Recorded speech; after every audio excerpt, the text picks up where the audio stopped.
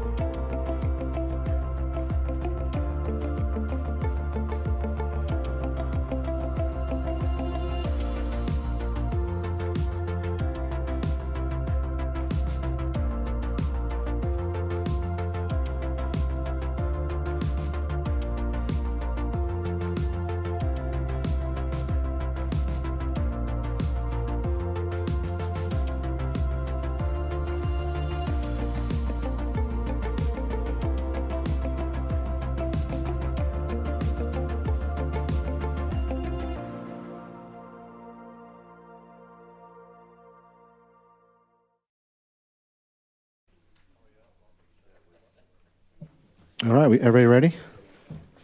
IT, we ready to go? Okay, let's call this meeting to order. It's exactly 6 p.m. That's how I like to start. Madam Clerk, would you please call roll? Commissioner Long? Here. Commissioner Madrid? Here. Commissioner Thomas? Here. Vice Chair Diedrich? Here. Chair Ledoux? I'm here too, thank you. Let's go ahead and do the flag salute. Randy, you want to lead us, please?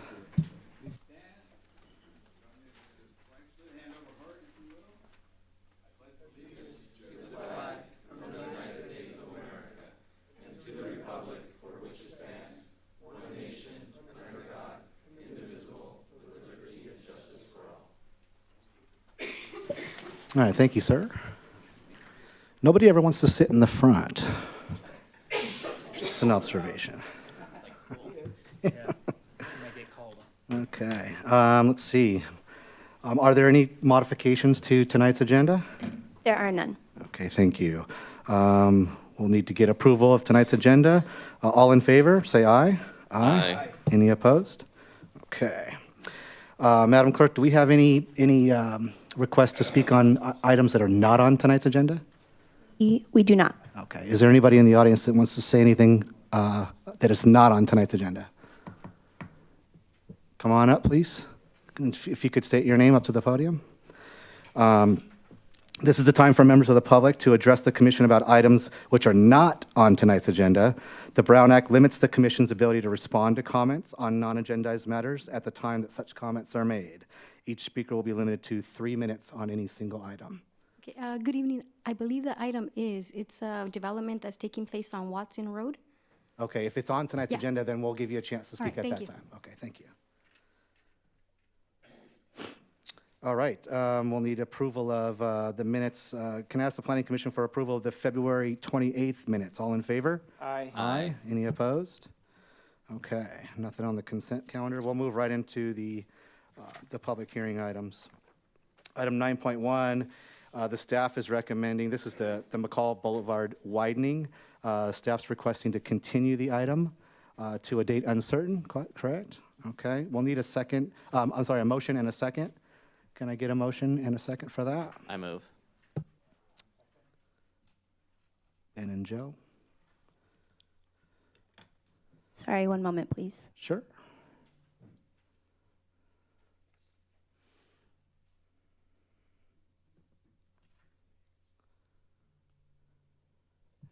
I apologize. Can we do a verbal for that? Sure. Commissioner Long? Yes. Commissioner Madrid? Yes. Commissioner Thomas? Yes. Vice Chair Diedrich? Yes. Chair Ledoux? Yes.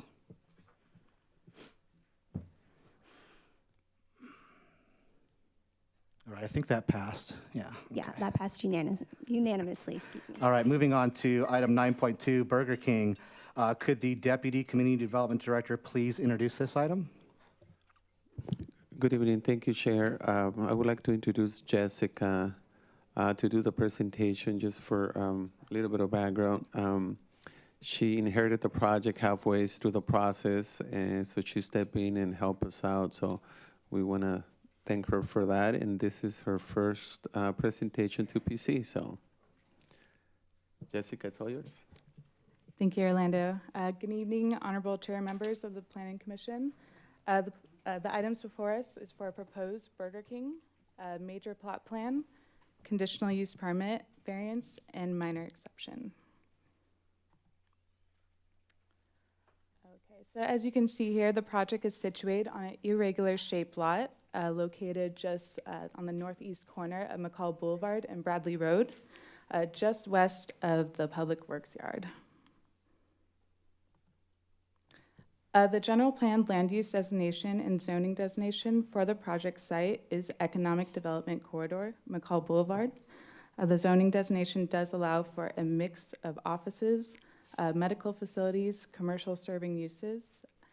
A quick serve restaurant with a drive-through is allowed on the property with the approval of a conditional use permit. The areas surrounding the project site are also designated as EDC MB. Overall, the project development aligns with the zoning and regulation of the general plan. So the applicant is proposing a development of approximately 2,158 square foot quick-serve restaurant on 0.57 acre site, including a drive-through, 17 parking spaces, and ADA accessible parking. The existing building and other site improvements will be demolished prior to the construction of the restaurant. In addition, the hours of operation for the proposed Burger King will be from 6 a.m. to 12 a.m.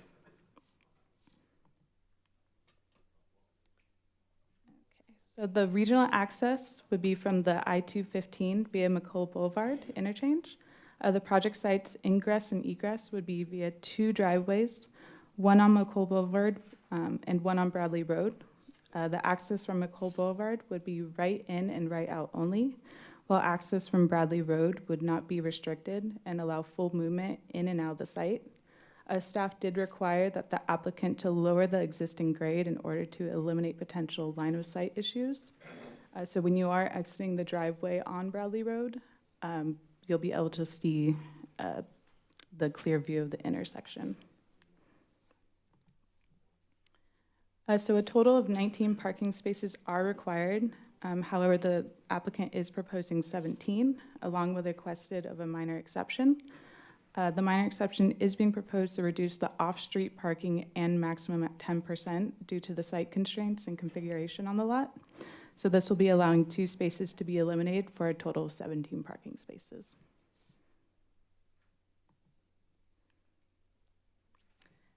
A variance is being proposed to eliminate the 5-foot perimeter landscape strip requirement adjacent to the parking and drive-through, so as required by the Menifee Municipal Code, as well as reducing the distance requirement from the driveway right-of-way property line to the first parking space from 30 feet to 18 feet along Bradley Road.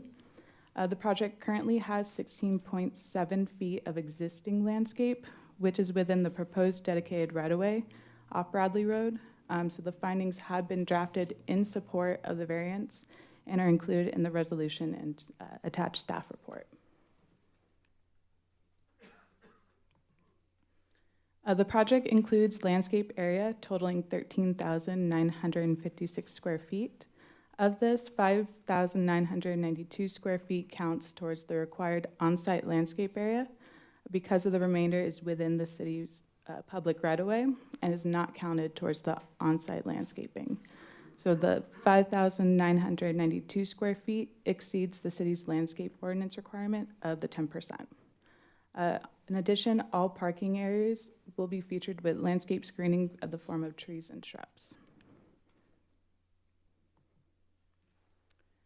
The proposed building is the latest franchise design model of Burger King restaurant and is consistent of modern architectural elements, including, but not limited to, flat metal canopies, awnings, fiber cement sidings with a wooden appearance, accent brick veneer, and a smooth exterior plastic finish.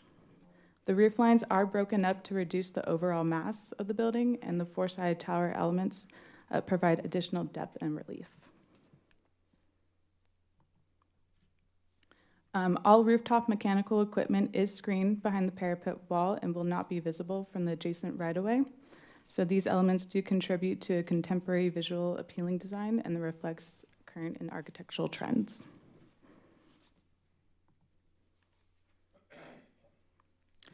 The project is exempt from CEQA per section 15303, new construction or conversion of small structures. The proposed structure does not exceed 2,500 square feet, and the restaurant's use will not involve the use of significant amounts of hazardous substance, nor is the project located within an environmentally sensitive area. Lastly, public services and facilities will be available to the proposed project. And finally, staff's recommendation is to adopt a resolution approving a major plot plan, conditional use permit, variance, and minor exception for Burger King. And that completes staff's presentation. I'm available for any additional questions. Great job. First you. one? Good Yeah. job. Thank you. Thank you, Jessica. Commissioner, if I can just add Yes, sir. two items. One is there is a correspondence that was received today in opposition of the project that's included in your blue folder, as well as a memo from staff with some modifications to the conditions of approval, just for the record. Thank you, and we've received those in our folders. Thank you, sir. All right, this is our chance to ask any questions of staff.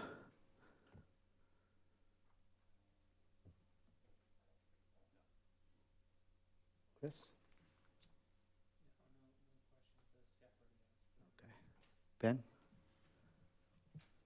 Yeah, so there's a proposed variance, right, for the first parking spot, the distance from the entryway, right?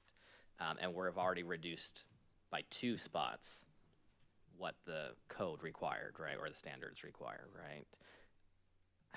My question was, how much would the building size need to be reduced to reduce the parking requirements by 1 spot to eliminate that first spot? I think my calculations were 125 square feet, but basically you said eight spots per 1,000 square feet, right? So would it be possible to reduce the size of this building by 125 square feet to eliminate the need for that first parking spot? That's a question that could be more appropriate For to ask I guess what I'm asking you guys is, was that discussed at all with the applicant? is what as part of my question. the process. The site plan has been modified multiple times. The building has been modified as well to maximize the property, right? So originally when the project was submitted, it was actually a bigger building, and throughout the process, it was modified to be smaller. Can it get smaller than that? It's a question of the applicant. But we haven't discussed this particular issue with the applicant. That's correct. Yet. Okay, thank you. Joe, did you have some questions for staff? Joe, can you turn your mic on, please? Sorry. Oh, okay. Thank you. My question is about the previous use of the partial. I understand it used to be a gas station. Is that correct? Yes, that's correct. Okay.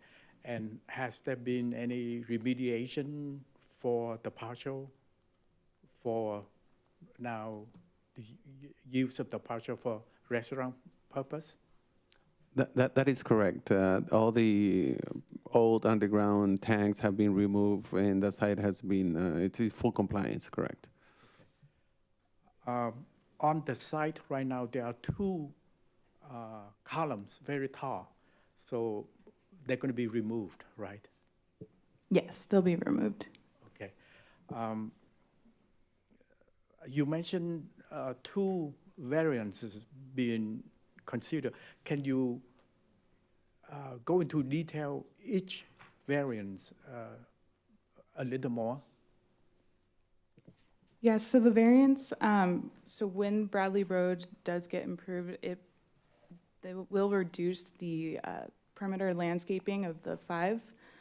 So we will lose that landscaping buffer between the dedication and the aisles. And then since the reconfiguration moves that property line, it also kind of moves the that setback between the 30 feet to, unfortunately, 18. If I can just further add and maybe ask IT to pull up the site plan, I think it'll be a little bit easier to explain to the commission, and I'll just elaborate a little bit more.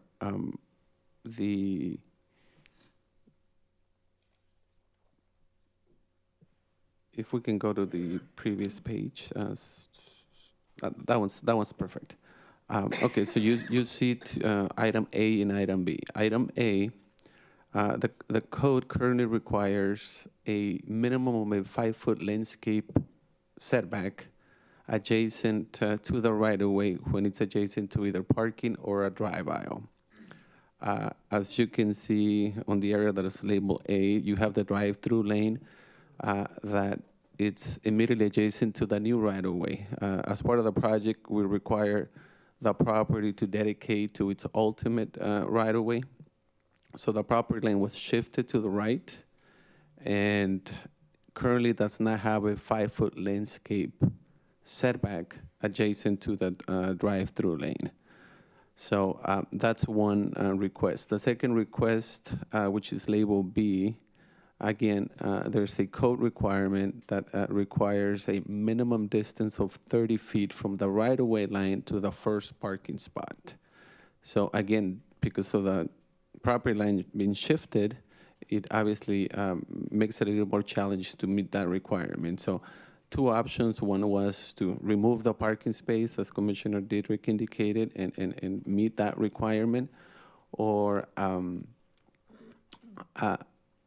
process the variance.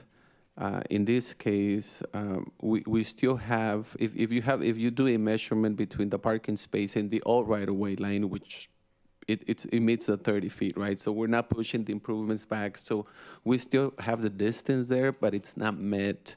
It meets the intent, not the literal interpretation of the law, if that makes sense.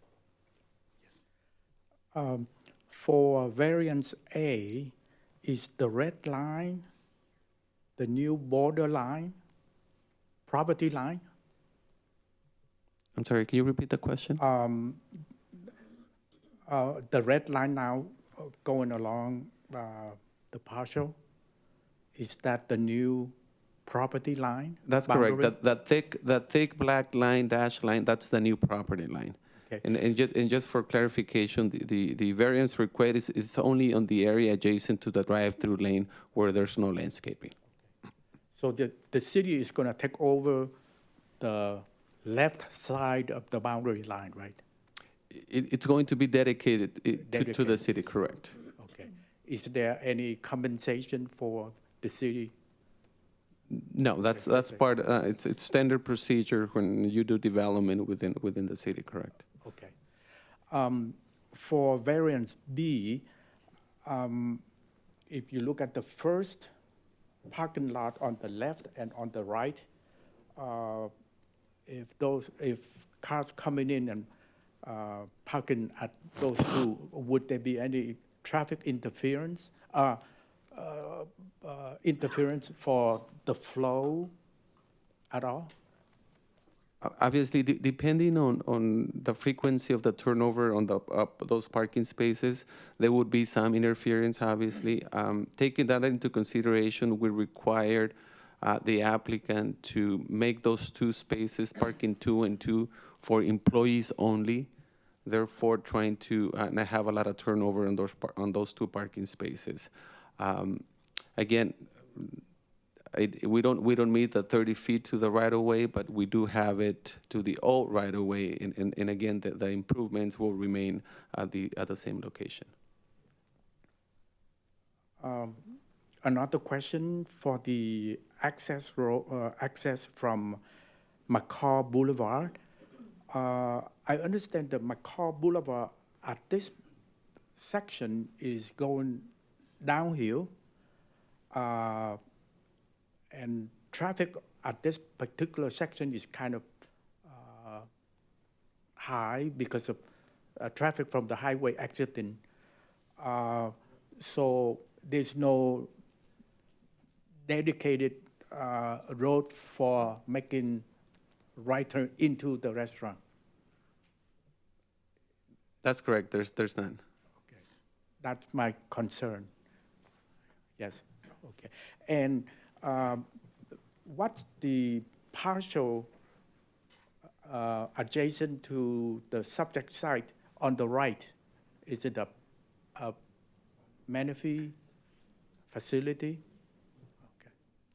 That's correct. That's a public works, one of the public works buildings. Okay.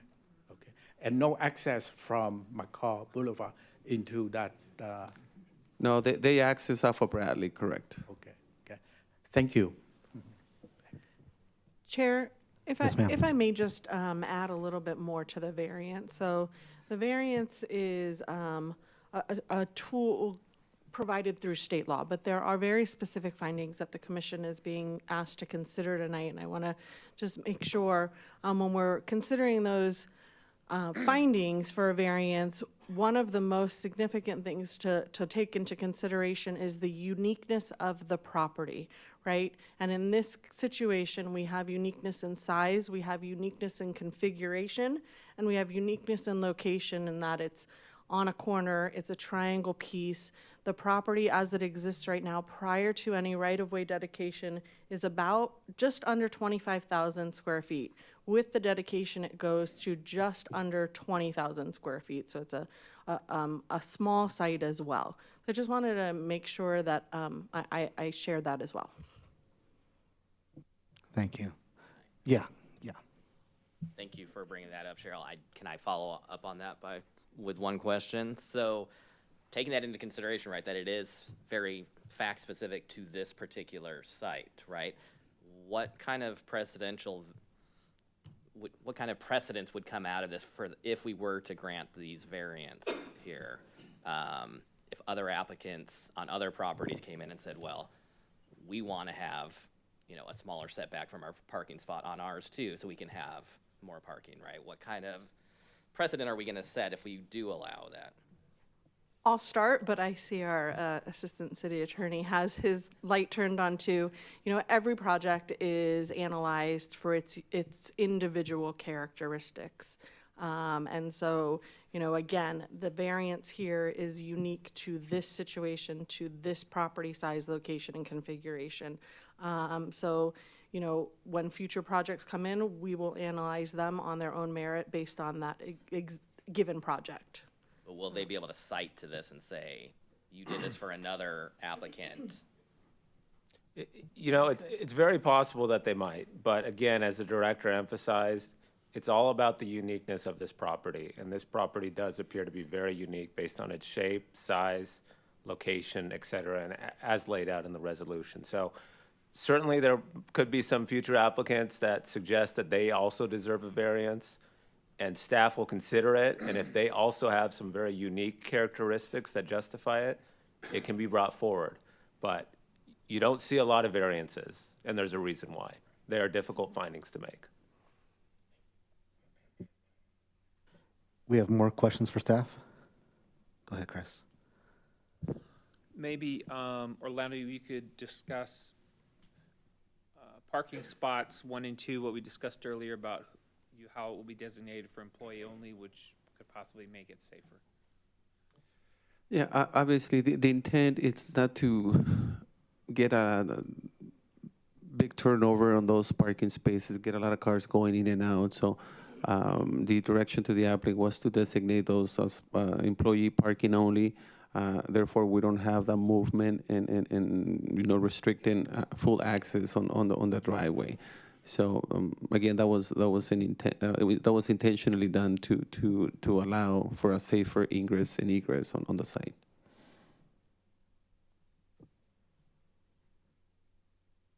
Good. Randy, did you have some questions for staff? Yes. I'd like to direct my question to Alberto. 9 car stacking. 9 or 10? Let's see. Okay, we have 10 cars stacking. Where does the 11th car go? Out the driveway? And the 12th car? I believe there is a queue in the parking lot for that. Yeah, there's a specific code requirement regarding queuing for drive-through restaurants. Okay. The 10 spaces meets that code requirement. If the business is very successful, and I'm sure the applicant wishes that's the case, that they have a drive-through problem, then they would basically start queuing on the parking lot, obviously, right? So they're still far enough from the streets, and staff has looked at it, and we're comfortable that if they do need additional queuing, it's not going to interfere with the street traffic. Okay, how about the widening of the ultimate widening of McCall? How's that going to be coordinated with, how's that going to make this flow? There's future improvements that will come on McCall, and those are part of a city CIP project. Those improvements are not required as part of this application. No, I agree with that. But I'm saying, how's it going to affect the traffic? So this is a traffic condition we can control. We can't control traffic in general on Newport, but, for example, what is the distance requirement from the off-ramp to the restaurant, to the drive-through? Oh, hi, Nick. Chair Ledoux, Commissioner Madrid, very good questions. As you may be aware, the city does have a capital improvement project to improve the interchange at I-215 in McCall. We are currently in the PA and ED phase, which is the project approval and environmental document phase. We do have a conceptual layout based off of that. There will be some widening that will be associated to McCall and the curb return. Those will be coordinated to where we always maintain access to the restaurant during construction activities. The widening occurs maybe 6 to 8 feet along their frontage. Right. We cannot, since we're not in design yet, we do not want to make the changes now because ultimately we'd be disrupting the traffic twice. So we want to wait till our interchange project comes through, and then we would come in and do it all at once instead of having an impact twice to the community. In regards to your question about the spacing between the interchange and the drive aisles, it's a very good question as well. I won't say, but we will look into that. I believe it's beyond that point, that threshold for the access points. And just to be aware that there were already several driveways along the frontage of this property. We are consolidating a lot of the driveways to improve the operations of the intersection. So there was at least two driveways along McCall and then an additional driveway along Bradley that were very close to the intersection. So we asked them to push them further away from the intersection to accommodate the capacity of the intersection.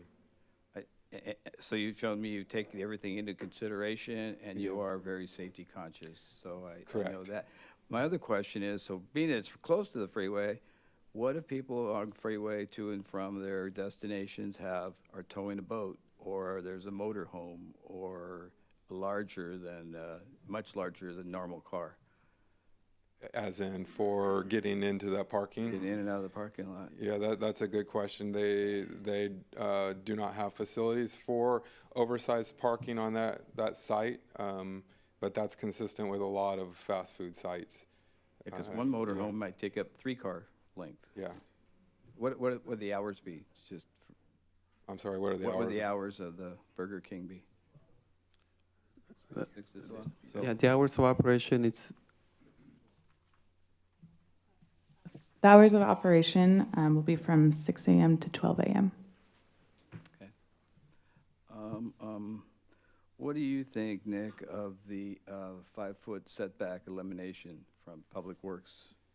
So along Bradley Road, we did acquire the ultimate right-of-way, but the feasibility of widening that to ultimate is going to be very challenging at best. In order for us to continue the width of Bradley along their frontage and then coming around to a circulation element roadway, which Bradley is classified as, there would be a lot of displacement of residential homes. We're bound by a Caltrans right-of-way as you go further west. There could be some widening in the future to do an expanded intersection, but I don't believe it would impact that 5-foot offset in the landscaping area that would still be retained. Right. Yeah. Okay. Thank you, Nick. Mm-hmm. I'm good. Chris, any other questions of staff? Ben or Joe, any more questions of staff? Okay. I had a couple of quick questions. My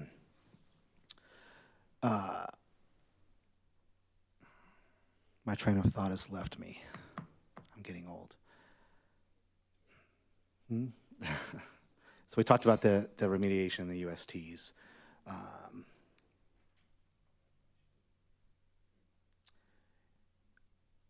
in our pre-meeting, we talked about a previous potential user being the Enterprise rent-a-car, and that just didn't work out.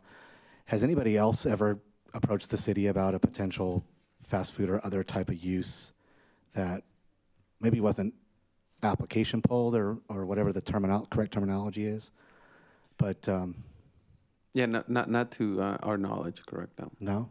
Nobody, just the rental car place? Okay. We also talked about on Bradley, on the north side of the project, cars going south on Bradley. We talked about, where'd Nick go? We talked about a potential, sorry for making you get up and down, sir. We talked about a potential dedicated left turn lane into the restaurant because people are going to be coming around the corner and approaching possibly a vehicle stopped with their left turn signal on, hopefully with the signal on, ready to turn into Burger King and then have to navigate around. So is that something that we can look at during the process? Yeah, Chair Ledoux, definitely. That's a good question. We could look at that during final engineering. Obviously, there's still a lot of engineering aspects that need to be worked out through the full design. So. Okay. Yeah. Okay. Thank you. I did like that you brought up that you're asking the applicant to effectively lower the building pad area to clear a line of sight from the northern exit. So if you're sitting there ready to turn left, you can look back over your shoulder and see the intersection at McCall and Bradley and see the traffic coming in. So that does make it safer. So I like that. Okay, so I think that's all the questions that I have at this point. Do we have any more questions of staff before we move on to the public hearing? I have one more question. Okay, Randy, go ahead. For planning. How does this compare to the Jack in the Box across the way from it? Because are there any, size and number of parking and, because we know how it works. So I'm wondering if we can compare anything here to the existing. I don't have the exact numbers for the parking or the square footage of the building, but I can tell you that that piece of property is over 2 acres, I think. So significantly larger, and it's a square shape, not a pie shape. Thank you, Cheryl. And it didn't have the dedication along both frontages either. Okay. Thank you. All right, let's go ahead and open up the public hearing at 6:32. Madam Clerk, was this hearing legally noticed? Yes, it was. Thank you. And did we receive any correspondence? Yes, we did. You'll find that in your blue folders. Okay. It's on my script to say, but we already talked about it, so I know we did get it in our blue folder. Don't want to miss anything. Right. Okay. The applicant is here, I understand. Could you join us up at the podium and introduce yourself for us, please? Chair, I do need to correct my previous statement. GIS did load, and the site is 0.6 acres. My apologies. Thank you. Hi. Good evening, Chairman and Commissioners. My name is Gabriela Marks. I am the architect for the project and the applicant. We're very excited to bring this project to the city of Menifee. Funny story regarding your question. I've been an architect for a long time, and I've been approached 4 times to try to develop this site. We've been approached by fast food restaurants, and I was approached by an oil changing station. And this site is so hard to fit anything into it because of the street dedications and the setbacks and the topography and the conditions of the site, that it took the minds of very creative people and the collaboration of the planning department. Orlando was fantastic on making suggestions, and the engineering department also on having some flexibility on what can we do, because this site has been vacant for so long and is the entrance to the city of Menifee, and the fact that it's just sitting there with 2 sticks coming up from the ground is, it needs something that looks a lot better. So we all made an effort, and I'd like to commend the city for the gigantic effort that they made on trying to make this work. We had constant meetings. We had, Zoom meetings with our civil engineer, our landscape architect, engineering, planning, and just getting our minds put together to see how can we make this work. Also want to elaborate a little bit more on your question regarding those 2 spaces are going to be assigned as employee parking spaces. So the reason why we thought that was a good idea is because, let's say that we have the manager parked on that first space, that is the one that is most likely to be a conflict. We have somebody that is parked there for 8 hours instead of people coming in and out all day. We have somebody that knows how to get in and out of that space because they know that there's cars coming in. So it just makes those parking spaces just a little bit safer. And what we're trying to do is we're trying not to take parking spaces away from customers. We have a very small dining room. I believe we have about 22 seats.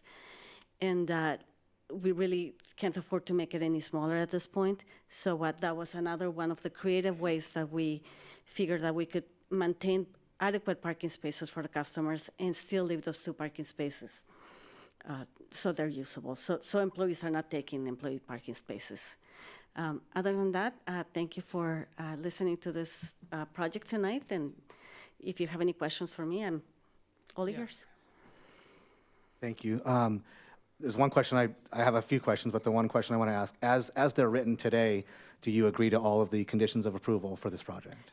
With the addition of the memo that was given to you that is in the folder, yes. Okay, thank you. All right, I want to ask some questions of the Yeah, applicant. something just came to mind. I just had an idea.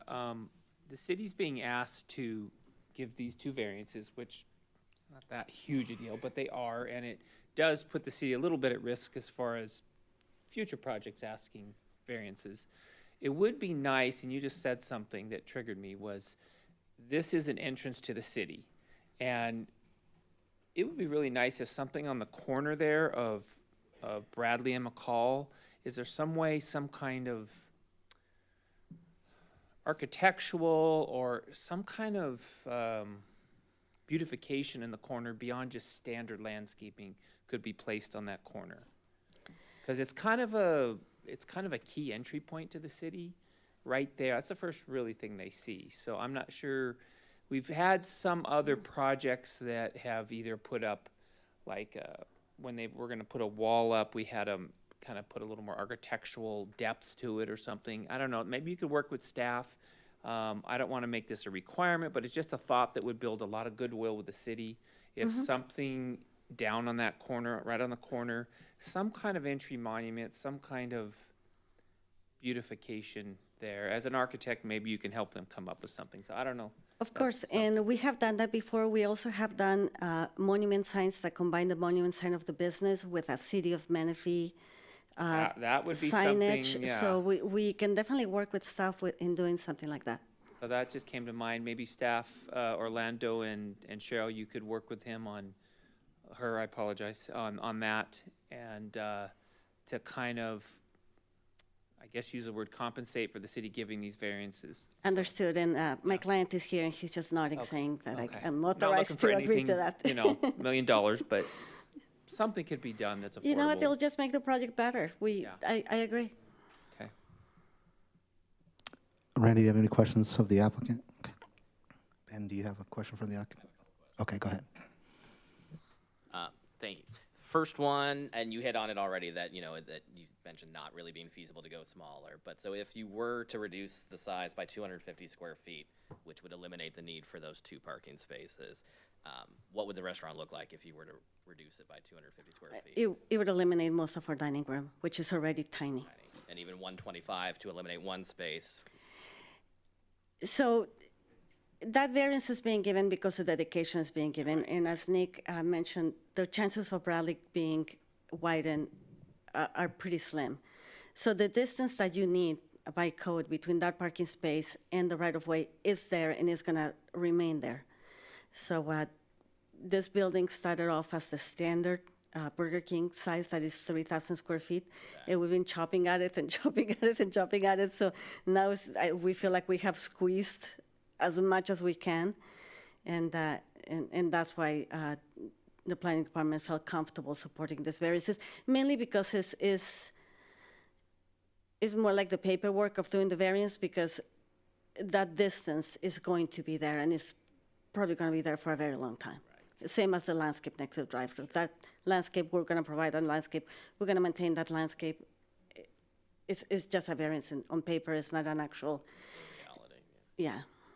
And then I had one more question since you brought up the memo, the conditions of approval and the memo change. And I don't know if it's more appropriate for staff or for you, but I believe in our pre-meeting, it was 3 bike racks to get the reduction of a space. And now the memo says it's 2 bike racks. Does that change the Yeah, no, it is too. It was, typo? yeah, correct. Okay, so 2 is enough to qualify to for qual- the cor- that's reduction correct. of 1 Yeah, space? yeah. Okay, thank you. And the code tells us how many we need to put there. It's not like we can. I just wasn't sure if it Condition was more or changing less, from yeah. 3 to 2, and therefore you didn't qualify for the reduction of the 1 space or not. That's all I was checking. Thank you. Joe, any questions for the applicant? Okay. I want to say I've lived here 22 years, and that site's been sitting for a long time, so I'm happy that something's there and we're working on something, so thank you for that. You're the Burger King developer, correct? I am the architect. You're the architect, okay. Are you or your applicant in the process of purchasing this site? Correct. It's in escrow now? Correct. Okay. I don't know if this is appropriate to ask or not. I'll ask it, and you can tell me if I'm out of line. Is the close of escrow contingent on getting this approval tonight? I don't have that information. I don't know that. Okay. I would assume. I don't Does know. somebody know?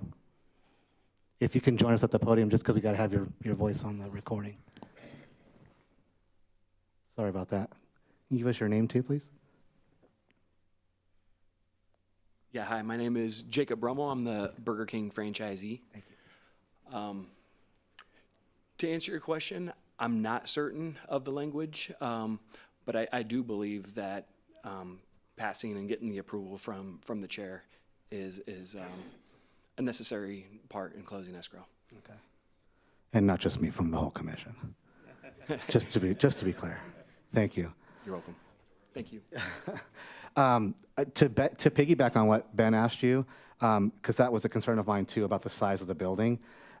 You've made it smaller already in your design. You said it wouldn't be feasible to make it smaller. Would that, if we asked you to make the building smaller, would that kind of kill this whole thing? Because I'm kind of not a big proponent of granting variances. So that would be a fix in my mind. That would be a fix to alleviate the need for the variances. So I guess I'm asking the trend of restaurants as well. Do you see that? Yeah, I did, and I did see the same show you're talking about. Yeah, the trend is for dining rooms to go smaller, but this one is probably as small as we can go, and going any smaller is a multi-layer answer, because one thing is what my client wants to do and the sales that he needs to have in order to pay for this property and to pay for the cost of the building and the cost of the road improvements and everything that we're going to do, and also what Burger King corporate would support. So at some point we would have to, if we were to do that, we'll have to go back to Burger King corporate, and they may say no. We were already on the fence on this project. It may kill the project. So It's not an answer that I have with me, but it's very possible. Right now, we have squeezed it, and every single inch that we squeeze, we had to go back and get approval from multiple parties to do so. Understood. Okay, thank you. Any other questions for the applicant? Okay, thank you very much. Appreciate it. Madam Clerk, are there any requests to speak on this item? I have none. No requests to speak. Is there anybody in the audience that would like to speak on this item? Okay. I'm going to close the public hearing then. It is 6:43. So now it's the time, commissioners, for us to discuss amongst ourselves. Do we have any discussion on this? Go ahead, Chris. So, at first I was concerned about the variances, but the reality is, like was mentioned, that the widening's probably not going to happen for a long time, so it's kind of a null point here. It's been shared with me that some people are against this because it's another fast food. Some people are for it. I can see both sides. After discussing it with staff and alleviating some of my concerns, I'm for the project. Not that I necessarily want another fast food, but like you, I've seen this lot sitting for many years. And the constraints on the lot are so great that it will, in my opinion, will sit for many years if something like this isn't built, unless another fast food comes in. There's different opinions on that, but that's my opinion on it. As far as if the variance, as far as the entrance to the parking spots 1 and 2, if it was that big of a concern, eliminate some parking spots, but I don't think it's that big a deal. If you have employee parking there, it's not gonna be having a lot of movement. I'm not too concerned about that.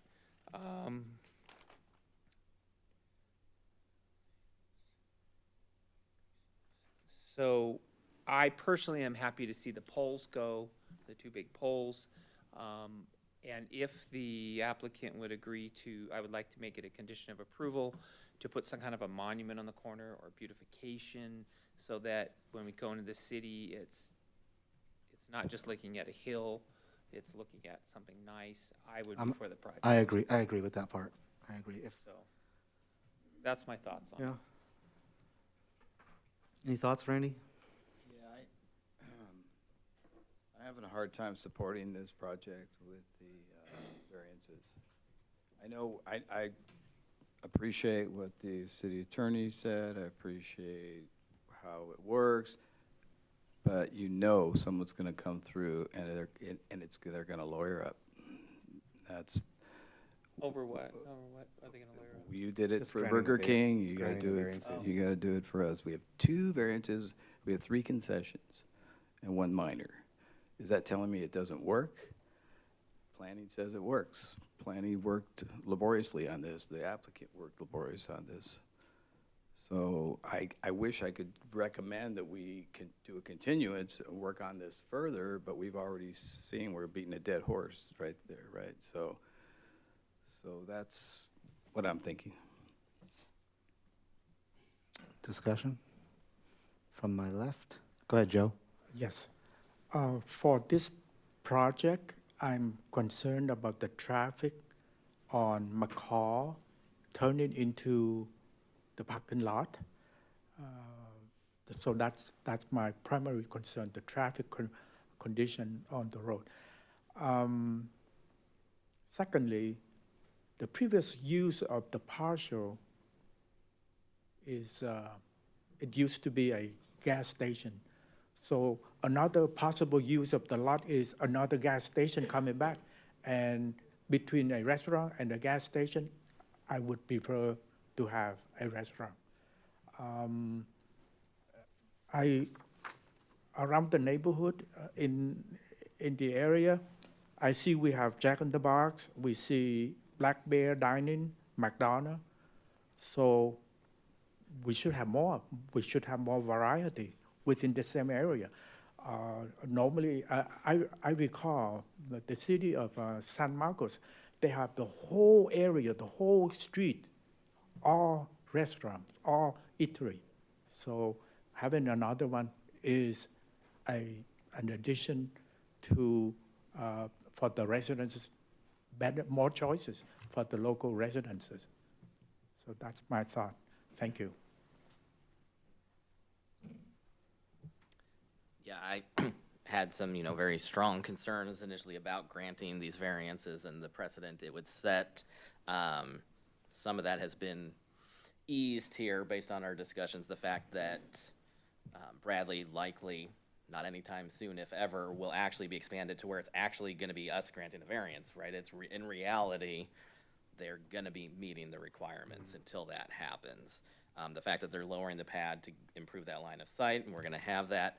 The fact that I learned tonight, I didn't know before, that 1 and 2 are going to be designated for employees, so there aren't going to be people coming in and out throughout the day, and how specific granting the variances are for the particular parcel. So even if another applicant in the future comes forward and says, well, you granted it for them, it's really is site specific. If they don't have those same conditions, they don't really have a leg to stand on. So based on those discussions, it has eased my concerns over the granting of the variances here. I'm kind of with you there. I'm kind of on the fence. As a commercial appraiser, we have a dedicated section in our reports to talk about zoning and talk about parking. I'm a huge fan of meeting the minimum parking requirements, and this one, is requiring a variance because we're not meeting the minimum parking requirements. So that's kind of, I agree with you with the likelihood of Bradley actually being developed to the ultimate, maybe not for a long time, but the parking, on the other hand, is kind of what's hanging me up a little bit. I love that we have a project here. I don't want to see it disappear. I wonder if there are additional things we could work on. I know you don't want to make the building smaller, but I wonder if there is a possibility to do that. I don't necessarily want to vote against it, but I'd be in favor of tabling this and letting the applicant and the staff work together a little bit more, if they're willing. Can I make a comment on that? And maybe you know more about this Sure. than I do. When I drive by fast food places, and I was on the road for 15 years, most of those fast food places, the parking spots were empty, and it was all queued up, cars going through the drive-through. Maybe this will be a different case because we're in a senior, I don't know, but maybe the applicant can speak to what is the projected percentage parking usage in this versus drive-through. Well, that is a good point that you bring up. However, if there's going to be less people utilizing parking, that means there's going to be less people utilizing the dining area. So why not be able to make the restaurant smaller? Because having some experience with corporations and design and things, they're going to have a minimum requirement on the dining area. Now, I did ask this of staff. We'll get to, one sec. There are certain places that have no dining area. There's a couple In-N-Outs that literally have no dining area. And I was told, and maybe you can answer this question, the Burger King doesn't have that option. No, they don't. So, because I did ask if that was an option, yeah. To have no dining area No at all? dining room, Got it. yeah. So I just want to clarify that the variance is not to have less parking spaces than is required. The variance is to locate those 2 parking spaces within the setback. Well, how many parking spaces are required? Let me further clarify that Please. as well. There is a minor exception and it's a minor exception because the code gives the ability for staff to consider a minor exception when it's less than 10%, right? The minor exception is part of the package and is part of the consideration for the Planning Commission as well. And can you expound on that? Are we saying that the project does meet the minimum parking requirements? As part of the request, there's a request to reduce the parking requirement by 2 spaces. So the requirement was 19. They're utilizing the minor exception, which is not a variance, to reduce it to 17. So they're in compliance with it. Correct. I also want to mention one more thing. We have done multiple queuing studies for Burger King, and the maximum amount of cars that we would have at a very successful Burger King is 7 cars on a peak hour. So 10 is definitely more, and it complies with the requirements of the city of Menifee. But all for queuing studies that we have done for other restaurants show that 7 is what we have at a peak hour. Have you been to other fast food restaurants in Menifee lately? I have. People in Menifee love to eat out. Oh, yeah, go to In-N-Out, and there's a queue, In-N-Out, literally snaking, okay? But that's In-N-Out and Chick-fil-A, no offense, Burger King. Well, I just did the Popeyes on Newport Road. That's my project as well. And on that one, we did a queuing study that required a lot more parking space, a lot more queuing in the drive-through. Just because the time of preparation for the food is different. So between the time when you order the food and you get to the window, that is what dictates how long your queue needs to be. If your food is prepared a lot quicker, that needs to be a little bit shorter. So those places are an engine. Going back to the original question, it's not on the queuing in the drive-through, it's what percentage of the parking spaces are usually being utilized because people are walking in? So I don't know if somebody can pull up the floor plan. So we have a bunch of. IT, can we get that, please? Now, we're not talking potential, we're not talking maximum capacity. What is the historical? It's about less than half typically. So we have a bunch of tables, and these tables are for 2 people, for 4 people, right? And a lot of the times you see one person sitting on a 4-top. And I'm not sure. I don't recall seeing a floor plan on the. Yeah, we don't have the One floor more. plan. Okay. Yeah. So I believe we have 22 seats, but they're on tables of 2 and 4. So there's a lot of people that will come just one person and sit at a booth for 4 people. And so if we remove one of those booths, then, we're removing practically 4 seats. So that's the problem with making the building smaller, that the dining room really doesn't get used that much. You don't get strangers sitting together. So you need to have that amount of tables in order to have just 6 people inside. So I'm not trying to get you to reduce the size. What I'm asking is, the concern is over the number of parking spaces, and I'm saying it's really not a concern in my mind. That is correct. Because I rarely will see a fast food chain besides those other two unmentionables that are full. I just don't see it. I'm not an expert in this, but that's Right, been my and experience. the code has parking requirements for a restaurant, and, you know, that when 65-75% of your customers are drive-through, then the amount of parking spaces that you need are really less. That's my point. And we trend closer to about 80% of our guests coming through the drive-through, and even at our higher volume locations, to have 5, 6 customer cars in the parking lot is about the max that you'll see in our higher volume locations. And you're still peaking at 7 or 8 queuing in the drive-through lane? That's correct. Our volumes aren't quite as high as some of the other brands that you guys are referencing, the In-N-Outs and the Chick-fil-A's. So it's going to be less of a queue. I do have one other technical question. It might be your staff. I'm somewhat familiar with the site, and when you enter on McCall, it's a hill to go up, right?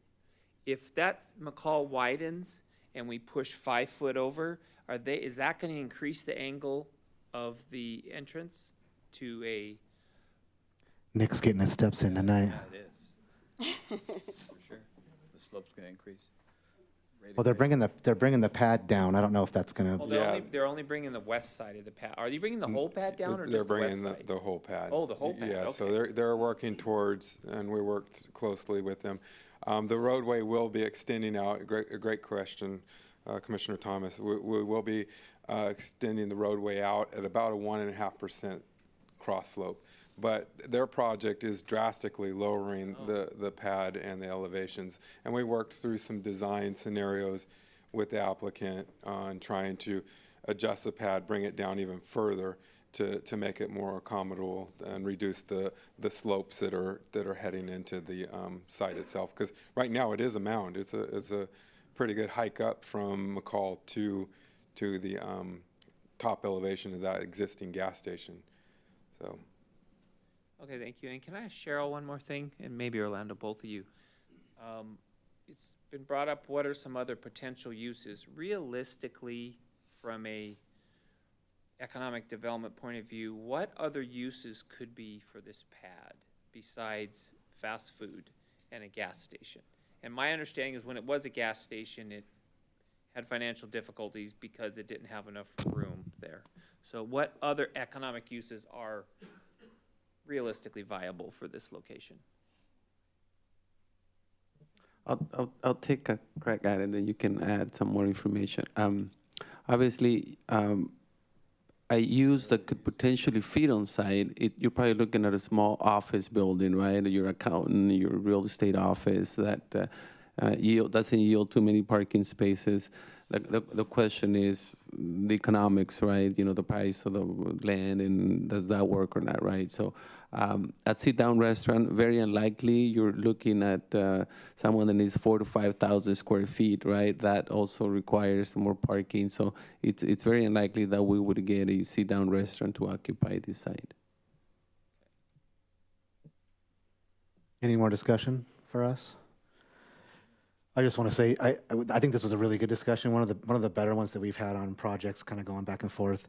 It's very obvious that a lot of work has been put into this between the applicant and staff. You guys always do a phenomenal job.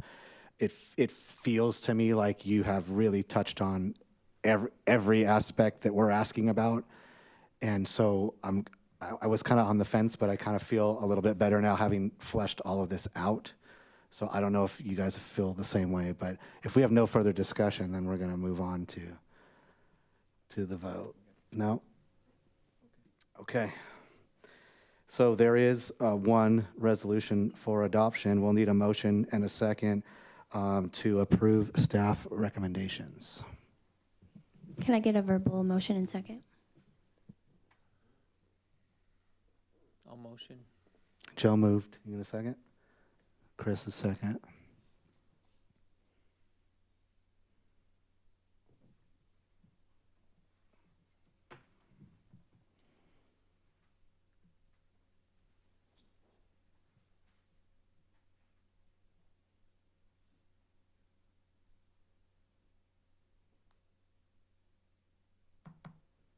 Okay, that's approved 4-1. Congratulations. We're going to give a minute so people can leave if they want. That was a good discussion, I think.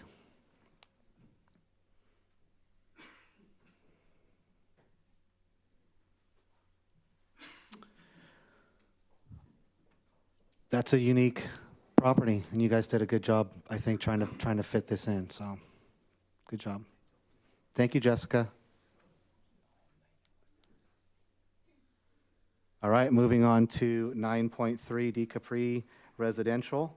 Could the Deputy Community Development Director please introduce this item? Thank you. Next item will be presented by Senior Planner Russell Brown.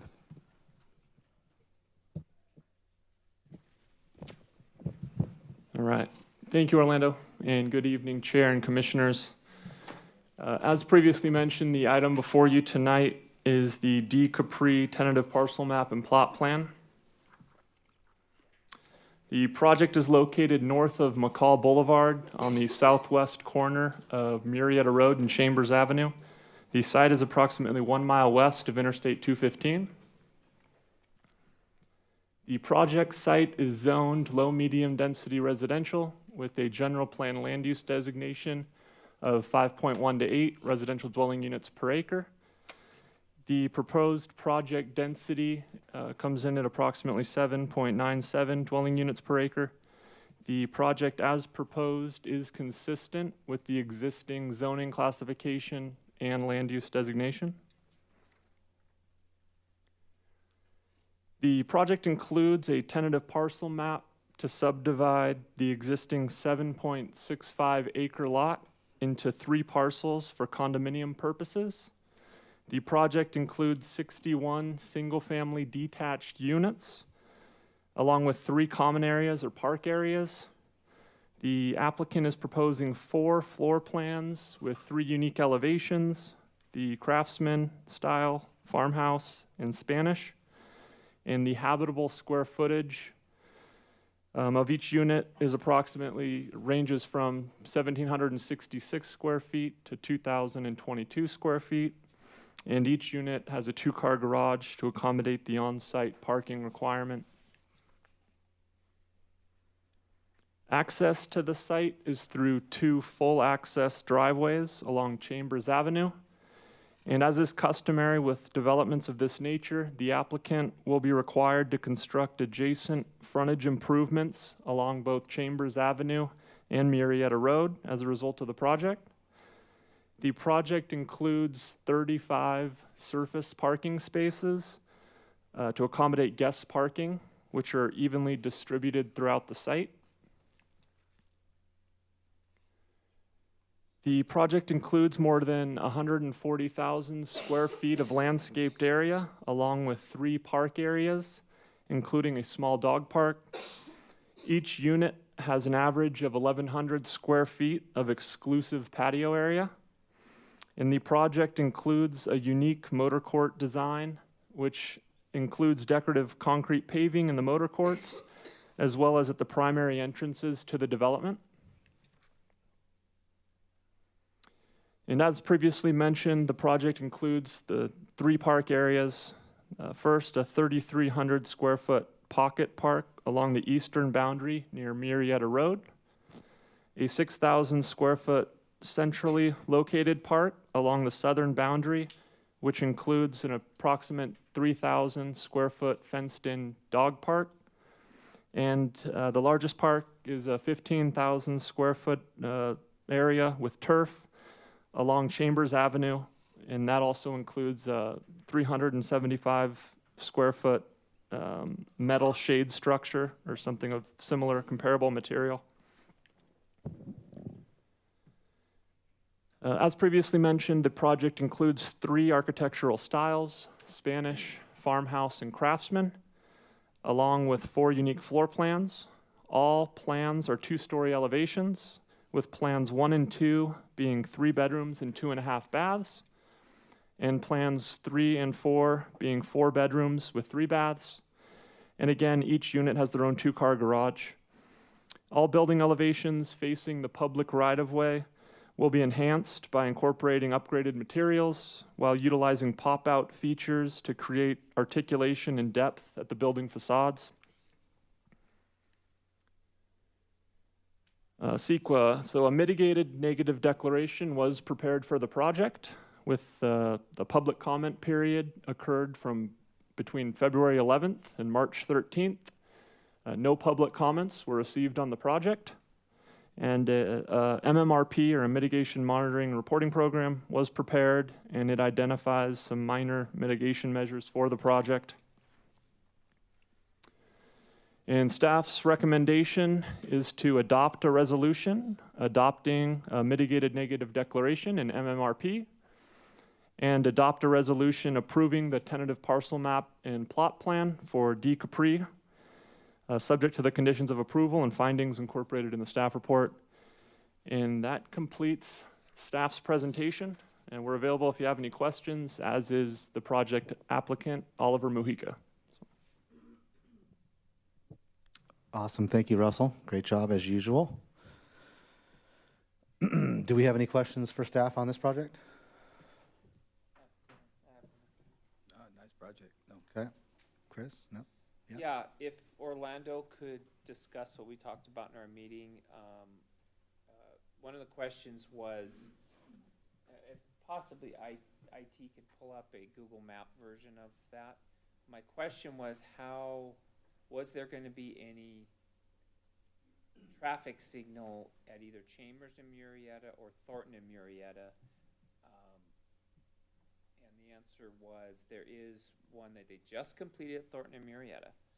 But what I'm asking was, how was the intersection at Chambers and Murrieta? And then Orlando and I discussed if you could pull up a street level of that, is it possible to improve that in a minor way? Specifically, the Murrieta Road southbound turning right onto Chambers, there is no turn lane. And just before that, the road is wider, and then it comes to a narrow. And there's room there possibly to put in a turn lane, simply pave it. We're not talking curb and gutter, just a basic turn lane. So could you discuss that a little more? Real quick, IT, is it possible to pull up a Google Earth of that intersection?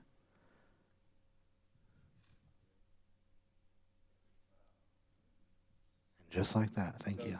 Spin it towards the EMWD parcel. No, that's not it. It's Chambers and Murrieta. So there right we go. there. That's it. Yeah, that's. So if you look to the left, that little little tan building, that's part of that parcel. And EMWD is basically using, we'll just call it a third of the parcel. And so if you could spin to the right a little bit more, IT, where that little for sale sign is, yeah, right there. Where that grass is. Next to the railing? Next to the railing, the question was, could we put just not curb and gutter, but just pave it and leave space for turning? Because this project is immediately to the west of this. And most of the access from this project will be coming in and out of that intersection. Some will be going up to, not Limonite, but Ethonac, and some will be going south. So could you talk a little more to that? I'll defer your question to the engineer, and they're prepared to give you a response. Okay, Commissioner, we have a grant. We are working on a grant to change the drainage on Chambers. That's going to go all the way to that box that you see right behind the guardrail there. That's is coming first, then the other project we have in CIP to widen the Murrieta all the way from Ethonac to McCall. So those are already on the CIP to widen it. They are into our CIP program. Okay. And So- that includes, so where those trees are next to the storage, is that ultimate width right there? Yep. That curb and gutter is ultimate width? Yes. Okay, so you will be improving that section anyway? Yeah, along there. part of the widening of the Murrieta, Okay, that's going to be part of that project. okay, cool. Any other questions for staff? No? Okay. All right, let's go ahead and open the public meeting. It is 7:10. Madam Clerk, was this hearing legally noticed? Yes, it was. Thank you. And have we received any correspondence? We have not. Okay. The applicant is here. Hello. Can you introduce yourself for us? Good please? evening, Commissioners. My name is Oliver Mujica. I'm one of the members of the partnership under this application. We're excited about this project. Want to commend staff. As you already know, they do an excellent job. The project before you was not what we submitted. We actually submitted some concepts about a year and a half ago. We worked with Orlando and Russell for quite a bit of times. What you see this evening is probably the third or fourth rendition of a site plan that we put together. We met with not just planning, but some of the other departments and some of our, back when we were in Zoom meeting times, when we could flush out some of the concerns, questions, comments. And we think that the project before you is something that's a result of that collaborative effort with your team. We're excited about the project. And again, I wanted to commend and thank both Russell and Orlando for all the work that they did on this project for us, as well as the other city staff. We have looked at the conditions of approval and accept them as presented. Should the commission have a favorable action on this item, I'd be glad to answer any questions. Thank you. Thank you, Oliver. Do we have any questions for the applicant? No? Okay, thank you. Thank you. Madam Clerk, are there any requests to speak on this item? I have no requests to speak. No. Is there anyone in the audience that would like to speak on this item? Okay. We'll go ahead and close the public hearing at 7:11. Do we have any discussion on this? To me, this seems like eerily similar to 2 weeks ago, right? We approved something very similar to this. The density of this project is very similar, if not identical, to the project that exists now to the west. Is that correct? That is correct. The density, the zoning, the general plan designation, they are the same. That is correct. Very good. And these are detached, single-family, Correct, yeah. market rate. That is homes. correct. That is correct. Very good. I forget, I apologize. Where's the drainage basin on this again, or is there on this one? In the northeast corner of the project site. IT, if you can briefly pull up the site plan. We got IT working hard tonight. Good job.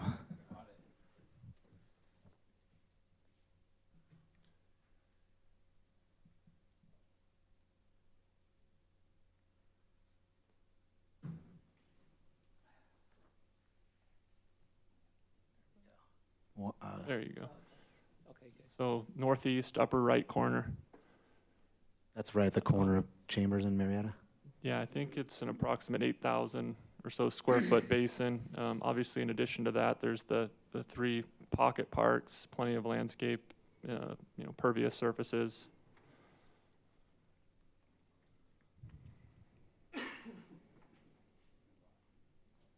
All of these have 2-car garages? That is correct. Even, even the ones that are kind of facing each other in that little T-shaped street? Yes, Yeah? that is correct. Yeah, Very that's good. a requirement of all new single-family projects, is that they have the 2-car garage, minimum 400 square foot parking. Very good. And in addition to that, obviously, they've provided guest parking, which isn't necessarily a code requirement for single-family projects, of 35 parking spaces. So It's not gated, correct? it is not. I think the applicant, that question was kind of brought up early on, and they thought it best that, it's not gated. The parks technically will be, maintained by an HOA or property owners association. However, they will be, open to the public, general public. And we're going to have if there's any play equipment, there's going to be a cover over the play equipment? Right, and the larger park towards the top center of the screen, it's kind of a hexagonal shape. I think the plan calls it out as approximately 375, 400 square feet. It's some sort of permanent material such as aluminum or metal. It's not proposed to be shade cloth or anything like that. Over the play equipment, right? I'm sorry, so there's not actually, it's not a tot lot. There's not, at least it's not, these are conceptual in nature, so that I guess could be subject to change, but as proposed, there's not necessarily tot lot equipment. I'm just referring to a larger shade structure that's being provided. Gotcha. So we don't know yet if there's going to be any play equipment there, or there is not going to be?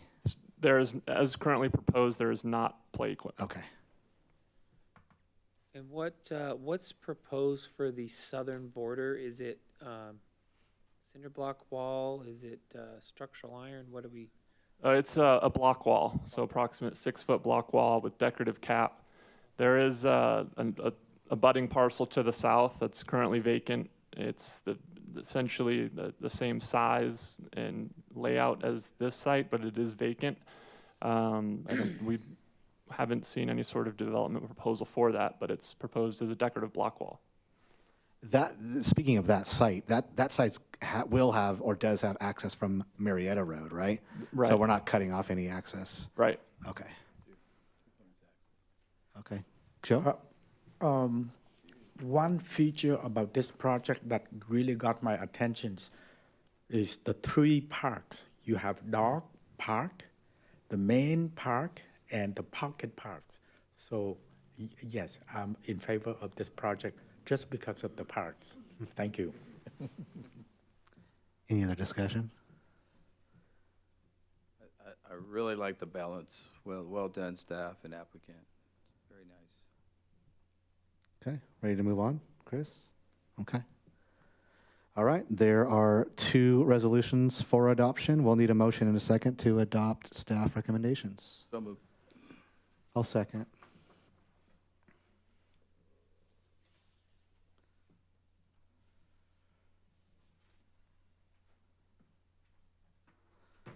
Okay, that passes 5-0. Congratulations. Yeah, if you don't want to stay for the exciting ending of our meeting, I'll give you a minute to exit. Wow, usually this place clears out.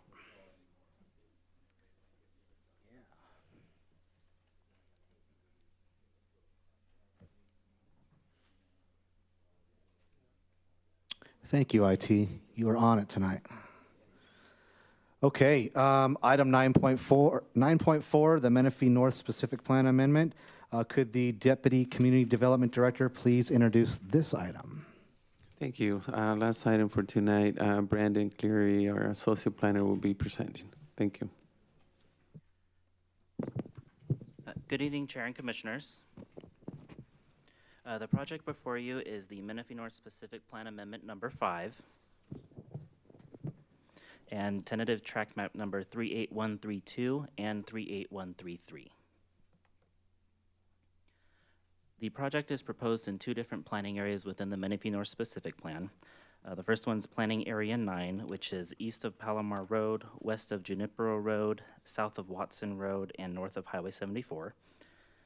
Planning areas 22 and 23A are located east of Malone Avenue, south of Watson Road, west of Briggs Road, and north of Highway 74, and immediately adjacent to Harvest Valley Elementary School and the Marion Ashley Community Center. And here is a high-level view of the 2 planning areas that are proposed to be amended in this project, and its proximity to Highway 74. The general plan and zoning for this project is the Menifee North Specific Plan number 260. The SP was originally approved by Riverside County in 1994.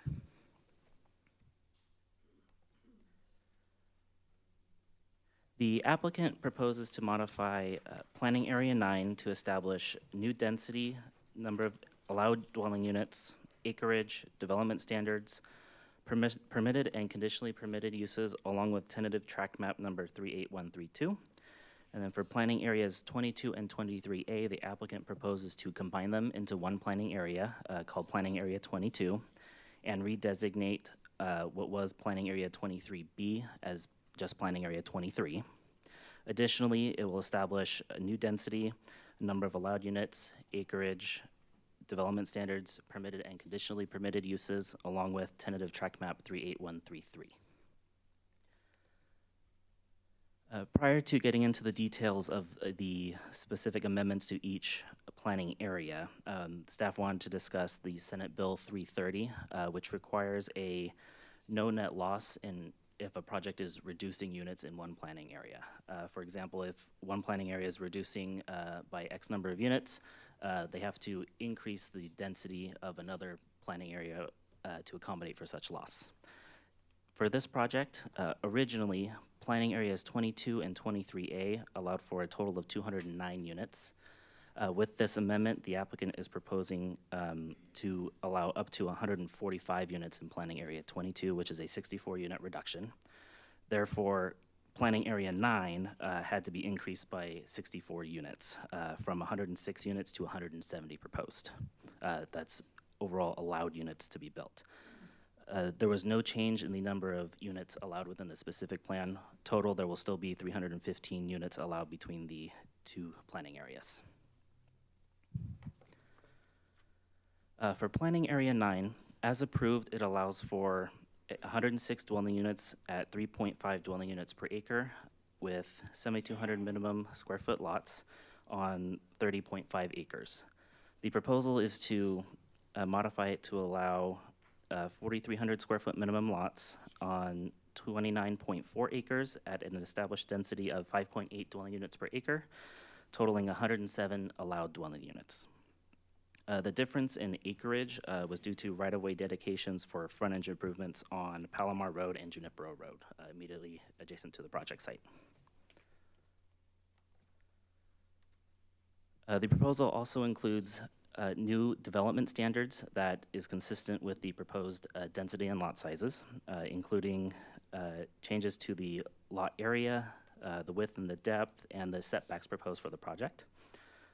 Additionally, these standards are consistent with Menifee Municipal Code, specifically the medium-density residential zone and the medium-high-density residential zone. Currently, as approved, the specific plan ties back to the old Riverside County Zoning Ordinance 348, the R1 zone.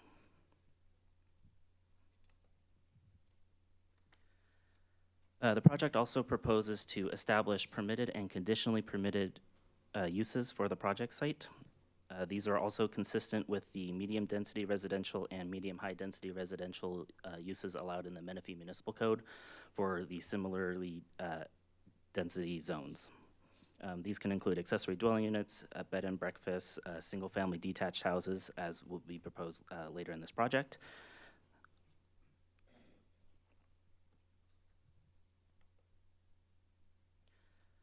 Within Planning Area 9, the applicant proposes a 169-unit tract map consistent with the amended Planning Area 9 development standards and permitted uses. Lot sizes will range from 4,300 square feet to 11,801 square feet.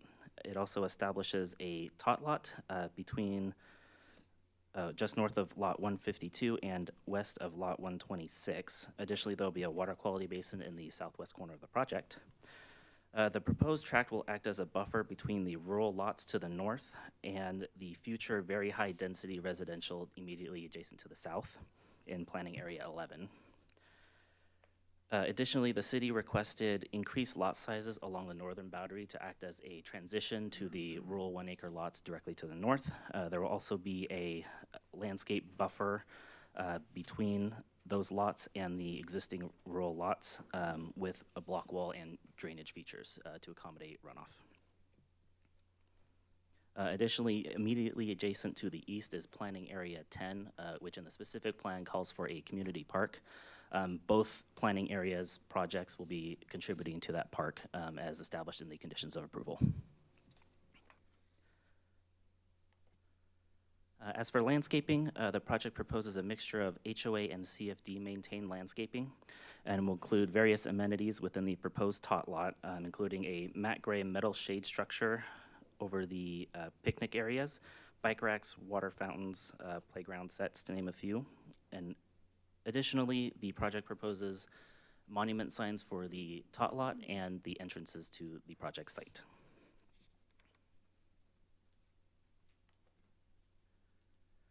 For the planning areas 22 and 23 amendment, which is now proposed to be just one planning area, Planning Area 22, it establishes a density of 3,700 square feet minimum at 26.5 acres, 5.5 dwelling units per acre, which yields 145 dwelling units. Originally, Planning Area 22 allowed for 56 dwelling units, and Planning Area 23A, which was more high-density geared, allowed for 153 dwelling units. And a little bit of background on previous projects approved in planning areas 22 and 23A. In planning area 22, Riverside County approved a 52-unit single-family tract at 4.5 dwelling units per acre. And then just south in planning area 23A, the county approved a 153 detached single-family condo project at 8.36 dwelling units per acre.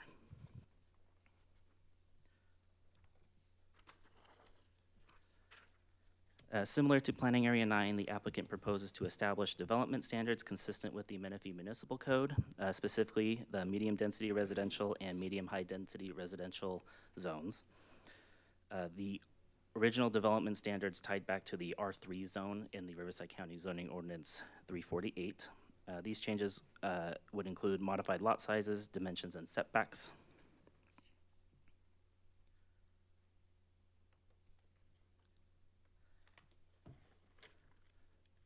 The proposed planning area 22 would also establish permitted and conditionally permitted uses, also consistent with Menifee Municipal Code and Planning Area 9.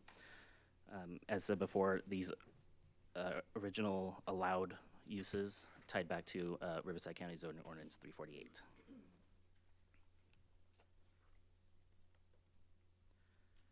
The applicant proposes to develop a 145-unit tract map within Planning Area 22. Which would establish a lot size between 3,780 to 10,836 square feet. It would establish an HOA tot lot, a water quality basin, and a landscape paseo that would provide pedestrian access to the community center. Additionally, the project, as proposed, would provide a buffer between the future commercial uses directly to the south in the Menifee North Specific Plan and the rural lots to the north and to the west.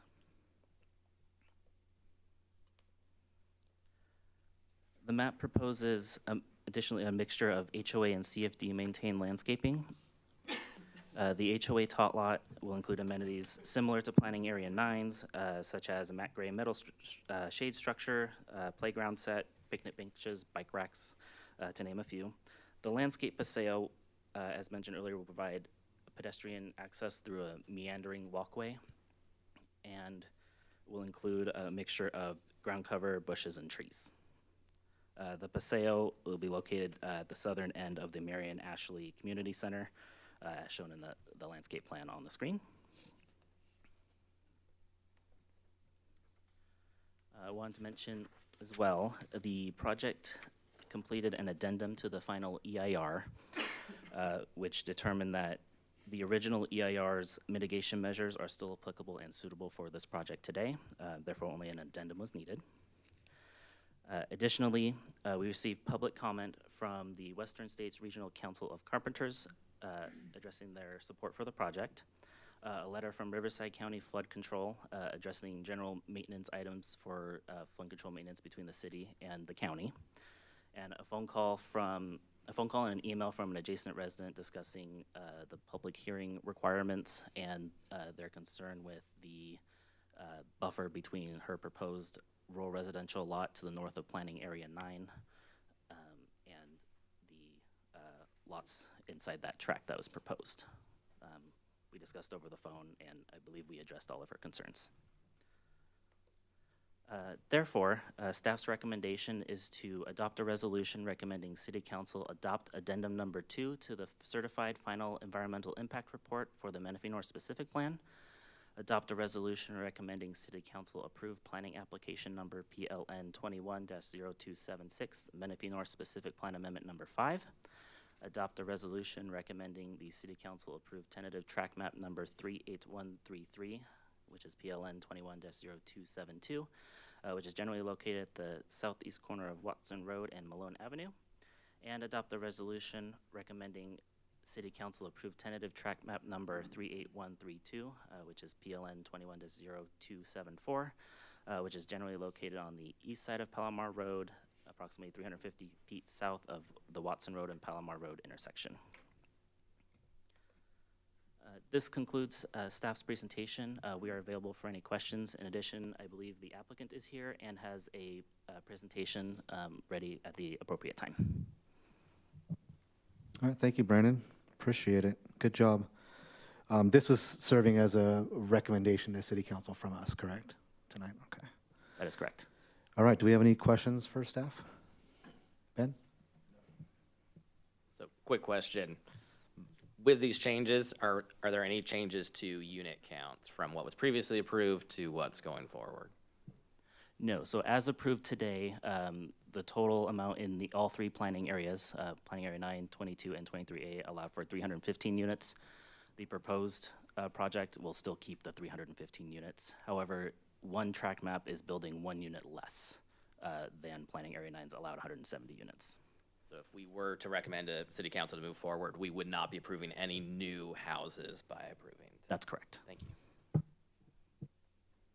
Joe, any questions for staff?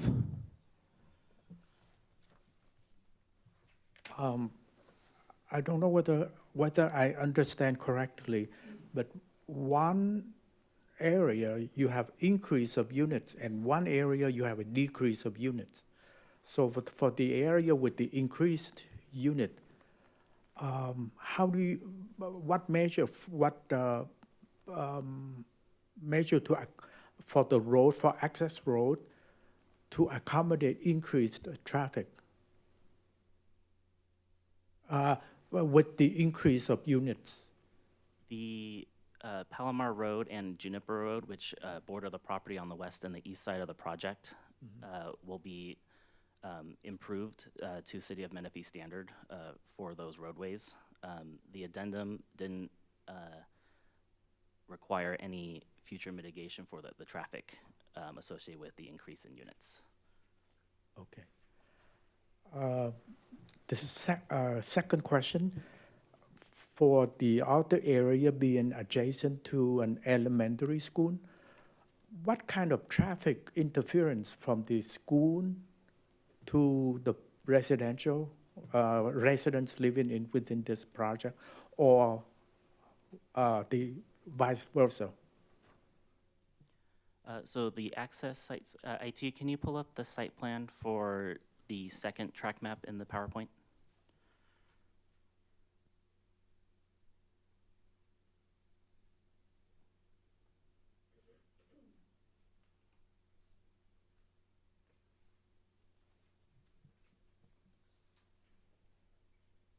So if you can go several slides down, it'll be the next track map. One more, 2 more, maybe 3 more. This one. So immediately adjacent is the elementary school and the community center. There is no direct access from the project site to Watson Road, which immediately borders the school.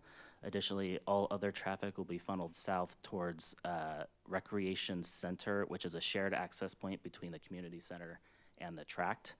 So there'll be no direct vehicular traffic impacting the school from that point of view. As for traffic, I think engineering might be able to cover. And also, additional. Commissioner, on one more thing, the main access to the school is off of Briggs. And obviously, the main access to the future residential lots is off of Malone on the other side. So there's no conflict between either the school or the future residents. What's the boundary, what's the barrier between the elementary school and the C street of the project?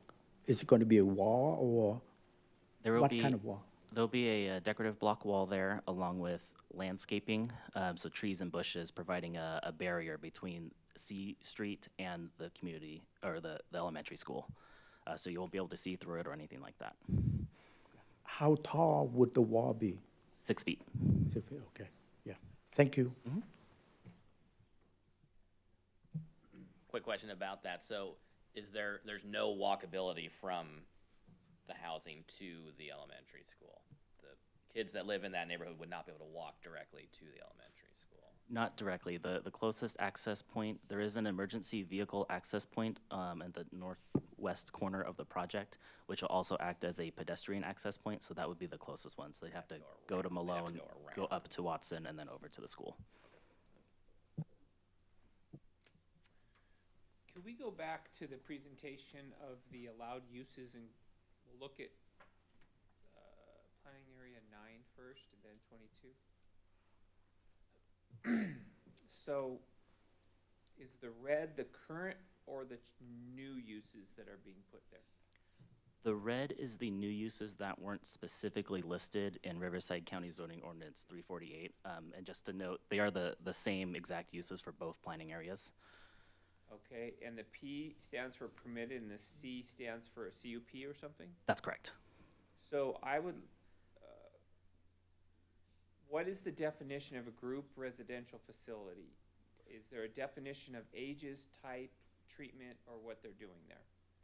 So those are mainly for, there are certain state requirements that allow for up to 6 residents to be part of a group home or a senior care facility of those sorts. So state law by right allows those. Anything more than that would require a CUP through the city. So my concern is, and I'll phrase this as a question, is a convicted sex offender group home allowed under this CUP? Because this is what's happening in some other cities, and it is really wreaking havoc in some of these. They put them in residential areas, and so what I would like to know is what is the definition of group residential facility, and does it exclude certain types of group residential treatment? If not, we need to address that. Yeah, as Brandon indicated, there's specific criteria given by the state. It's kind of like the ADU, right? It comes down to us and says ADUs have to be allowed. Cities change their code to allow ADUs as an outright use, right? This residential care facilities of 6 people or less is the same thing. We have no ability to restrict or require anything, and there's no specific definition as to what kind of group it is. So if you're doing some type of, whether it's an elderly or 6 people or less, you're doing a daycare of 6 people or less, then we have no say on it. Okay, I'll ask council then, thank you for that definition. Based on public safety concerns or others, has there been any precedent or legal things? I'll give an example. In Redlands, this became a huge issue. Is there any way for us to limit, to exclude sex offender or prison release or something like that? Or, you know, because they'll go from a prison to a group home and then parole, whatever it is. Is there any way to legally control that? So the answer is unlikely. I mean, we are bound by state laws which require that we treat certain types of uses, including group residential facilities which provide licensed services, treatment. We have to treat those as a single-family use within single-family neighborhoods. In addition, and I'm not sure that these are necessarily implicated by your question, there's also federal ADA laws, there's other anti-discrimination laws that we'd have to comply with as well. There is a large amount of litigation going on, especially in Orange County and some cities over there, against certain related types of uses in residential zones.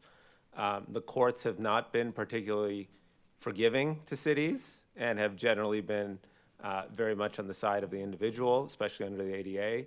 So I would caution that this, while I understand the concern, this probably isn't exactly where it can be addressed, but I know that it's a concern of the council as well, and that the council is getting legal updates as appropriate on those issues. And when there is an avenue that allows for additional regulation, we will be suggesting it to the council. So could we change, because like you said, this is the time to do it and we're amending a specific plan. I would recommend that the P be changed to a CUP. So all of these, I believe, and Brandon can probably clarify as well. I mean, these are consistent with the rest of our code, and these are requirements from state law, the Ps. Certainly group residential facilities, 6 or fewer residents, again, like I said, that has to be permitted in single-family zones. The congregate care facilities can be conditional use, family daycare small, that is a required permitted use. What's the definition of congregate care? There might be one in our code, I don't have it offhand. So I'll leave it at this. I would make it part of the record to recommend to council to look at legal ways to address this in the specific plan in any aggressive way possible. So, my other issue is, can we go to the map, the overall map of the uses that shows the changes?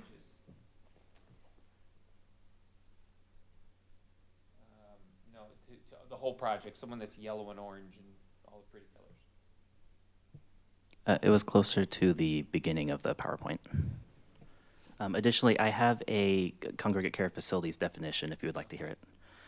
So congregate care facilities, establishments that provide 24-hour medical, respite, convalescent, or chronic care to individuals by reason of advanced age, chronic illness, infirmity, or disability are unable to care for themselves on an intermediate or long-term basis and licensed by the state of California, including but not limited to rest homes, convalescent hospitals, but not residential care facilities, hospitals, or clinics. And then there's a distinction between small, which is 6 or fewer persons, or large, which is 7 or more persons. Thank you.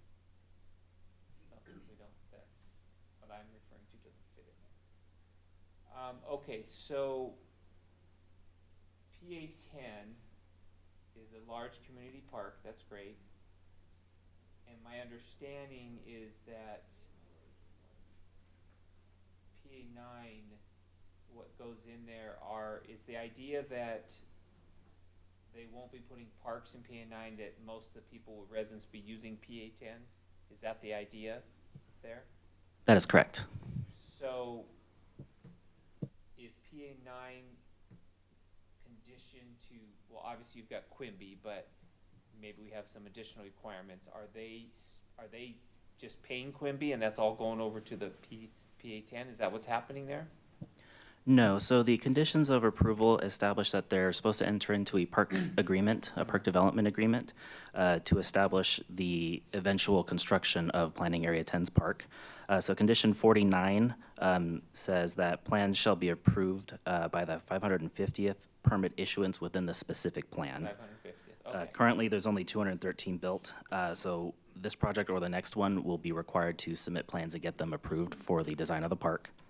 And then the next condition, condition 50, says that the construction of the park shall be completed and open to the public by the 650th permit within the specific plan. Okay, and is that, okay, so that answers that concern. Then if we jump over to Planning Area 22/23, the new 23, I think is what you're calling it. I noticed in track 38133 that came in, there's a tiny little tot lot. Is that making the assumption that the community center is kind of the park for that tract? No, so Planning Area 10 was intended to be the community park for everything within the specific plan. So that project as well has the same exact conditions applied to the project. So that was what I was afraid of. What is the distance, because you got a little white section here, what's the distance between PA 10 and PA 23, or the new 23? Is there a road that connects them, or what's the deal there? Commissioner, if I may also add, the Marion Ashley Center, the park and community center in PA 10 is within the boundaries of the Menifee North specific plan. So when that specific plan was designed and improved, that park area was assumed for all of the development in the specific plan boundary, including the new Planning Area 22, including any of the other residential areas in that specific plan boundary, same as Planning Area 10. Okay. And so what is the distance between 23 and PA 10? It's about 0.9 miles, which is 4,600 square feet, or 4,600 feet, sorry. So what would that be? The equivalent of walking from City Hall to Lowe's, or is that farther than that? I'm just trying to get a visual, a realistic visual where we'd be sending the kids.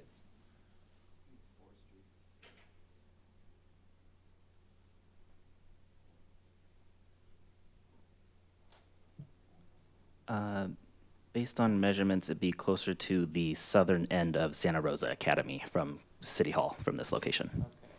So if my kid was living in 22, 23, I would not let him be walking to the park over at Santa Rosa. I wouldn't, it wouldn't happen. So if we could go to the tract map that we just saw for planning area 22 or 23, if we could pull that up. Even though they are probably paying fees into PA 10, there's a basin and a tiny little tot lot. My suggestion would be to eliminate a couple lots and make that a larger park. So we can talk about this in the group session, but that is my concern. So I've addressed my questions. And we'll go ahead. Anyone else? Thanks, Randy. I did have a question that might, I don't know if this is going to be a silly question or not, but planning area 22 is reducing the number of lots by 64, right? Where's that land going? If we're not building 64 units on that land, what's that land being used for? So the lots was decreased by 64 units and is being accommodated by increasing the lot size allowed per each single-family home within that planning area. Previously, those tracts had a more higher density product proposed on it. The southern, what was planning area 23A, included a condo mapped 153 unit detached single family product, which included courtyards. That was a more higher density project. So this one's reducing it, still covering the same rough area. Just with larger lot sizes? Just with larger lot sizes. Was this the PA that had the smallest lot size at 3780? That's correct. This is a lot like Golden Meadows, except we have SB 330 here too. So we'll talk about that. Any other questions for staff? Joe? Yes. I just want to echo Commissioner Thomas. The distance between this project to the park is considerable. I wonder if the street for walking are all improved with sidewalk, or are there any portions of the street without sidewalk, without street lights? Between planning area 10 and the project? The park. Okay. The main park, yeah. No, so as development comes in, the distance or the roads in between the park and the project sites would be improved. So there are other properties that the applicant does not maintain control of. So currently those are not proposed to be improved. However, I would like to also note in the Marion Ashley Community Center, there are 2 baseball fields and a playground for children to play at as well. That's closer to planning area 22. Okay. I wonder if we can get the Google map showing the area to the park. I just would like to see how the roads, how fully improved the roads, how safe is for pedestrians to walk from the community to the park.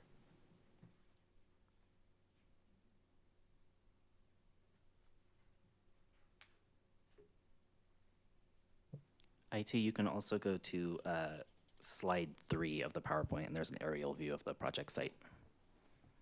Commissioner Long, most of the roadways up there are not fully improved with curb gutter, sidewalk, or streetlights. That's my concern, yes. Thank you. I see. Yes. Thank you. That's my question. That's all. Okay, any other questions for staff before we move on? No? Actually, I do have one other question. This specific plan was created well before we became a city, correct? That's correct, about 30 years ago. Okay, let's go ahead and open up the public hearing. It is 7:50. Madam Clerk, was this hearing legally noticed? Yes, it was. And what, did we receive any correspondence? You did. That's in your folders. Thank you. All right, the applicant is here. Would you join us at the podium? Introduce yourself for us, please.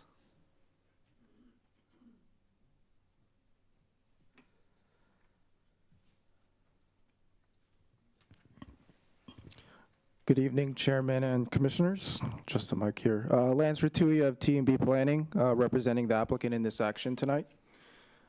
I have a short presentation, which could be pulled up.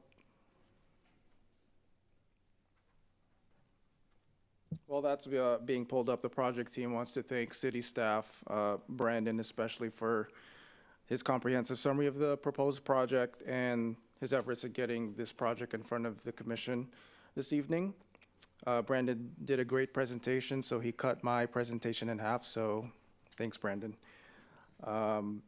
Anything that Brandon covered, I will just skim over to avoid any redundancy.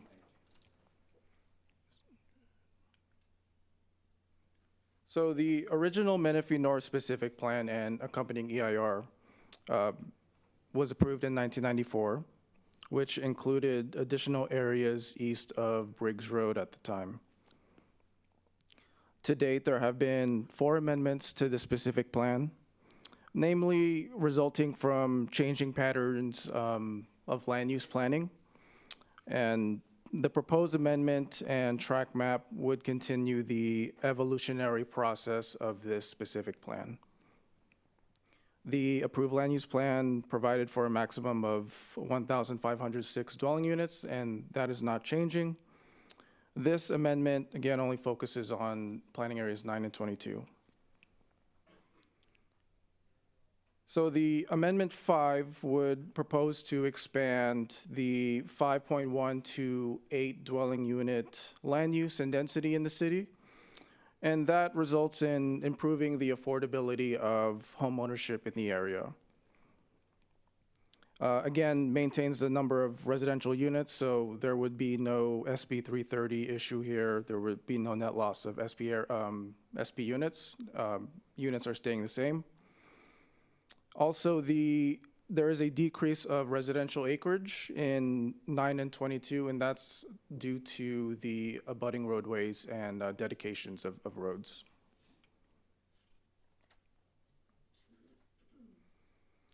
Amendment 5 also incorporates other technical corrections as a result of previous amendments number 3 and number 4. Previous amendments to the city, to the specific plan in the city, were standalone documents that really only focused on the areas of change. For example, planning areas, I believe it was 11A, 11B, 12. That was amendment number 3. That was approved a couple years ago. Amendment 5 now provides the city with a comprehensive specific plan document that has not existed in the city since the city was incorporated in 2008. In considering the land uses surrounding the project site, the density provides a land use transition between the planned retail and business park uses along Highway 74 and the existing residential to the north. And as the old adage goes, retail follows rooftops. Within Planning Area 9, lots along the northern boundary, shown in yellow there, those lots average above 7,000 square feet to provide a transition between the project and the existing residential to the north. Denser projects are approved and planned to the south. As you can see, planned apartments directly south and then to the southwest as well. As for planning area 2, approximately only 7 neighbors surround the project, which are all buffered by Watson Road and Malone Avenue. I do want to bring up regarding the park for PA 22. There is a paseo located just south of Marion Ashley Center that would connect to the community, so that is being provided. Additionally, on the other side of Briggs Road, KB Homes is constructing a residential development, and that would be constructing, I believe it's a 3-acre park, right? 4.9 acre park. So that park would definitely be closer. Correct. Yeah, so that was originally part of the original specific plan. Definitely be a shorter walk. I mean, I know I have a 2-year-old, so I would not want to walk a mile to the PA-10 park. Honestly, even if it's unincorporated Riverside County, I would just go across the street. So that 4.9 acre park is being built. We'll now take a look at the individual neighborhoods, starting with the Harvest Glen community within PA9. As you can see, the 169 homes, the average lot size is 4,900 square feet. With a tot lot, we talked about how the northern lots average 7,000 square feet to provide a land use transition to the existing homes to the north. Project would be responsible for constructing half-width improvements to Palomar Road and Junipero Road. Can we go back a slide? Yeah. How many units are in this tract right now? 169. This is PA9. Oh, this is P9. Okay. Yeah.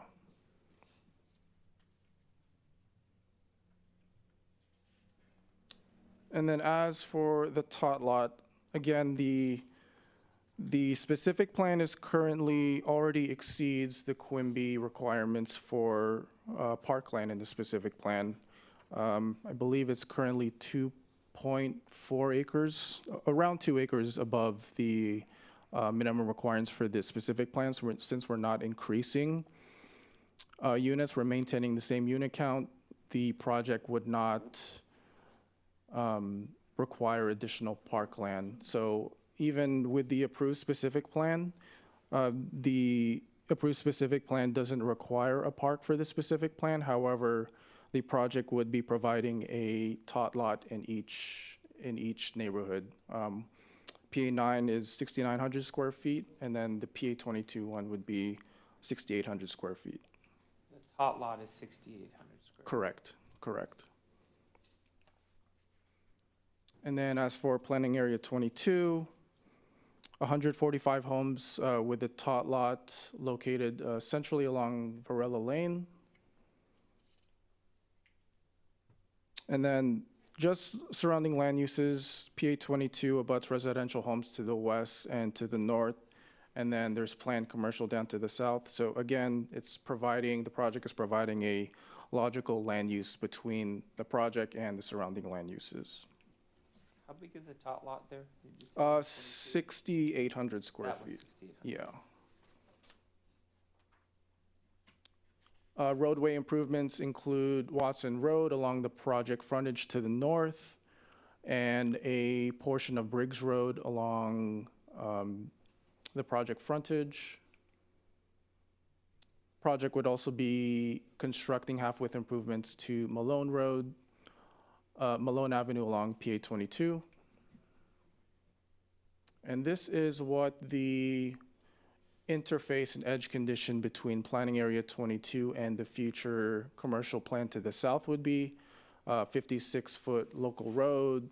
We have 20 to 40 feet of landscape slope abutting the planned commercial. Again, this is the 6,800 square foot tot lot. And these tot lots are anticipated to be maintained by the project's HOA. So to summarize, the specific plan provides a logical pattern of growth and compatible land uses with its surroundings. The project also provides a variety of lot sizes and price points, constructs a tot lot in each neighborhood to provide recreational opportunity, although not required by the approved specific plan, constructs perimeter roadways along the project frontage, including general plan roadways, Palomar Road, Watson Road, and Briggs Road, increase water quality basin capacity to meet current standards, and lastly, creates a comprehensive regulating specific plan document that has not existed in the city since incorporation.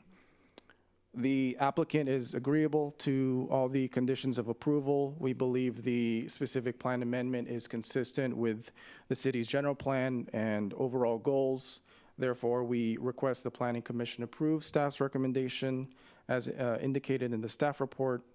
This concludes our formal presentation, and the development team is ready for any questions. Thank you, Commissioners. Yeah, thank you. Do we have any questions for the applicant? No. It's a lot to unpack, but I don't have any questions at the moment for you. Thank you. Great, thank you. Madam Clerk, are there any requests to speak on this item? There are 2 requests to speak. I have Omar Cobain, followed by Bernie Montoya. Just to let you know, because of the Brown Act, we're not allowed to have a back and forth with you. So we'll be looking at you and listening, and then you'll have up to 3 minutes. Thank you. Got it. Good evening, Chair, staff, and council members. My name is Omar Cobain. I'm here on behalf representing the Western States Regional Council of Carpenters at Riverside County. Local 951 is the home of over 5,000 members that live in the area.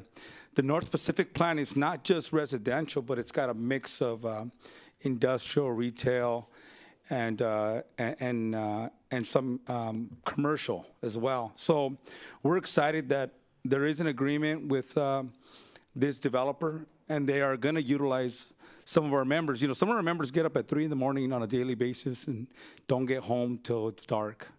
We're constantly on the road to San Diego, to Los Angeles, and these members also want to see their kids grow up and be able to, take those kids to that park, maybe walk them to that park during the daytime, and be able to maybe be a coach on the ball field for Little League. We spend a lot of time, countless hours on the road, adding to VMTs, and adding to emissions. So by having projects like this that hire responsible contractors, are going to be able to keep a lot of, over 500 members that live right here in the city of Menifee, possibly the opportunity to work close to home. On a second note, we want to know that, college isn't for everybody. We know that the youth has been driven to debt and to college, and the feeling of being failures if they don't go to college. There's other options like the trades, where they can be an apprentice for 4.5 years, be a journeyman, and make a very good living with one day retiring with a full pension and medical throughout their entire career. So these are the type of projects that really can be a game changer for the youth of the city. It's our responsibility as adults to create those pathways. So on behalf of the Western States Regional Council of Carpenters, we're in full support of this project. Thank you. All right, thank you. Bernie Montoya.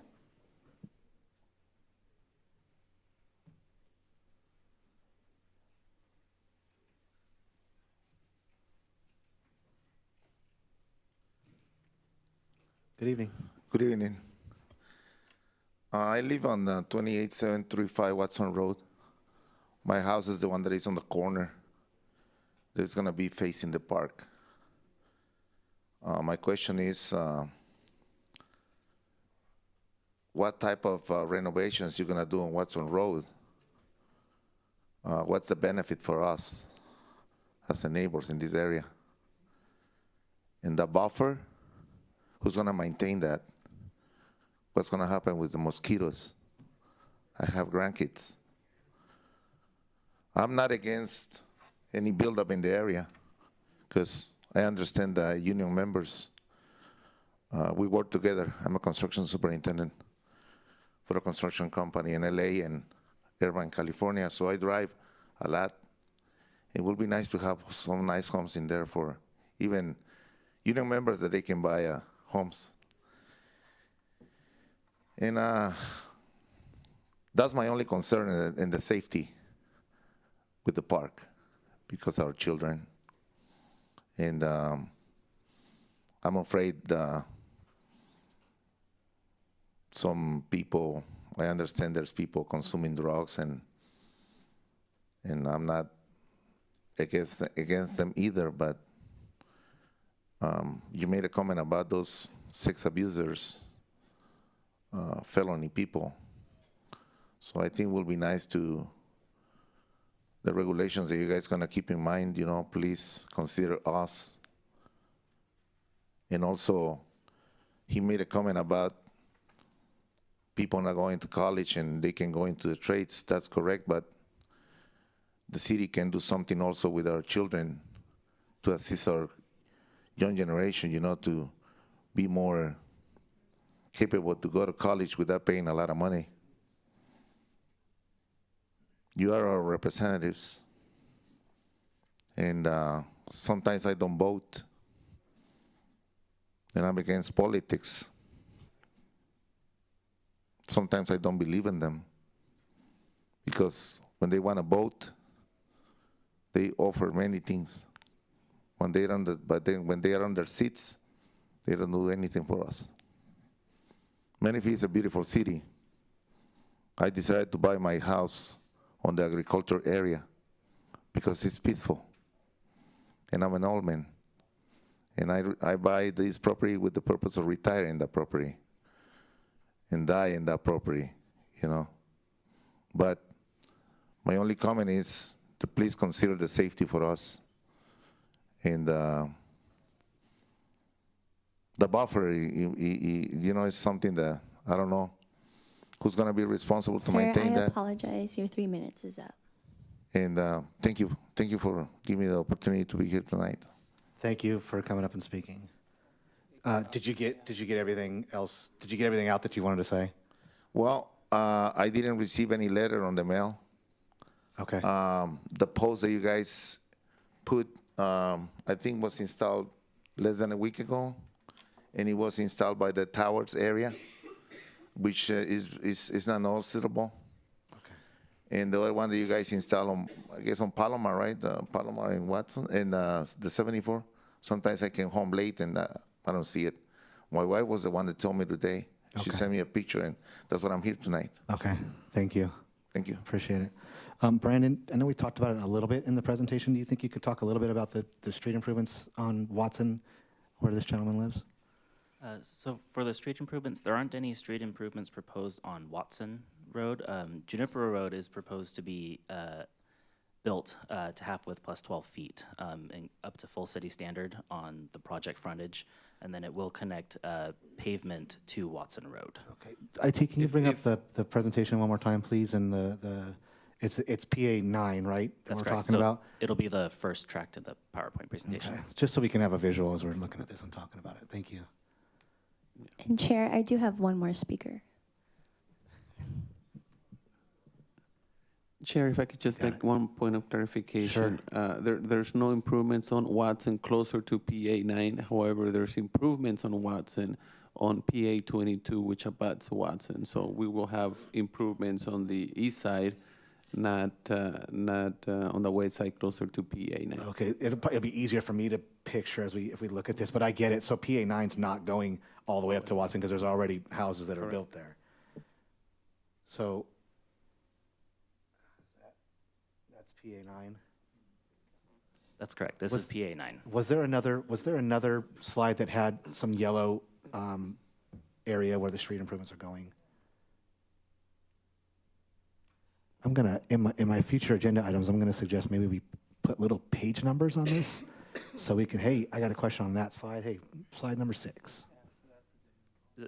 Is this one the one you were looking for? It might have been the applicant's It might have been. presentation that had some yellow where the street improvements are going to be made. IT, can you pull up the other PowerPoint presentation, You please? guys are sweating back there and working so hard.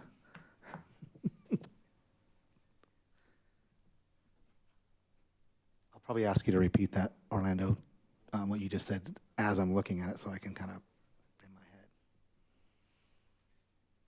So we're looking for the one that shows the street improvements. It's got little yellow coloring on the where the streets are being improved.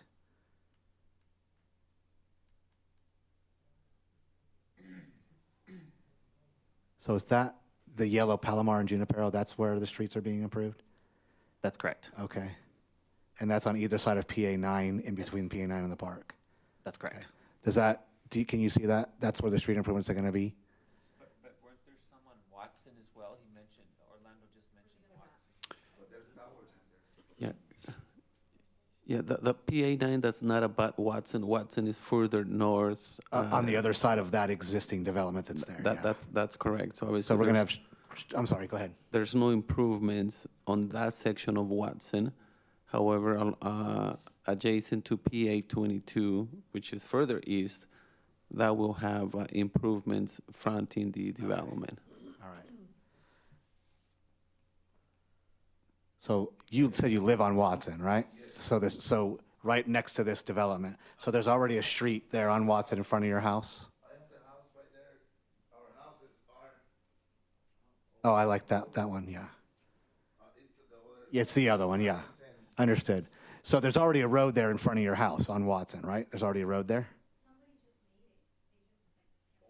Okay. So, yeah. So what I'm going to do is I'll have you talk to staff right after the meeting, and they'll be able to explain to you the requirements of this particular project and how it's shaping out for what you're looking for. Is that okay? All right. I want to make sure everybody's heard and their concerns are addressed. So, okay, we had one more speaker. Yes, Beatriz Aguilar. Okay.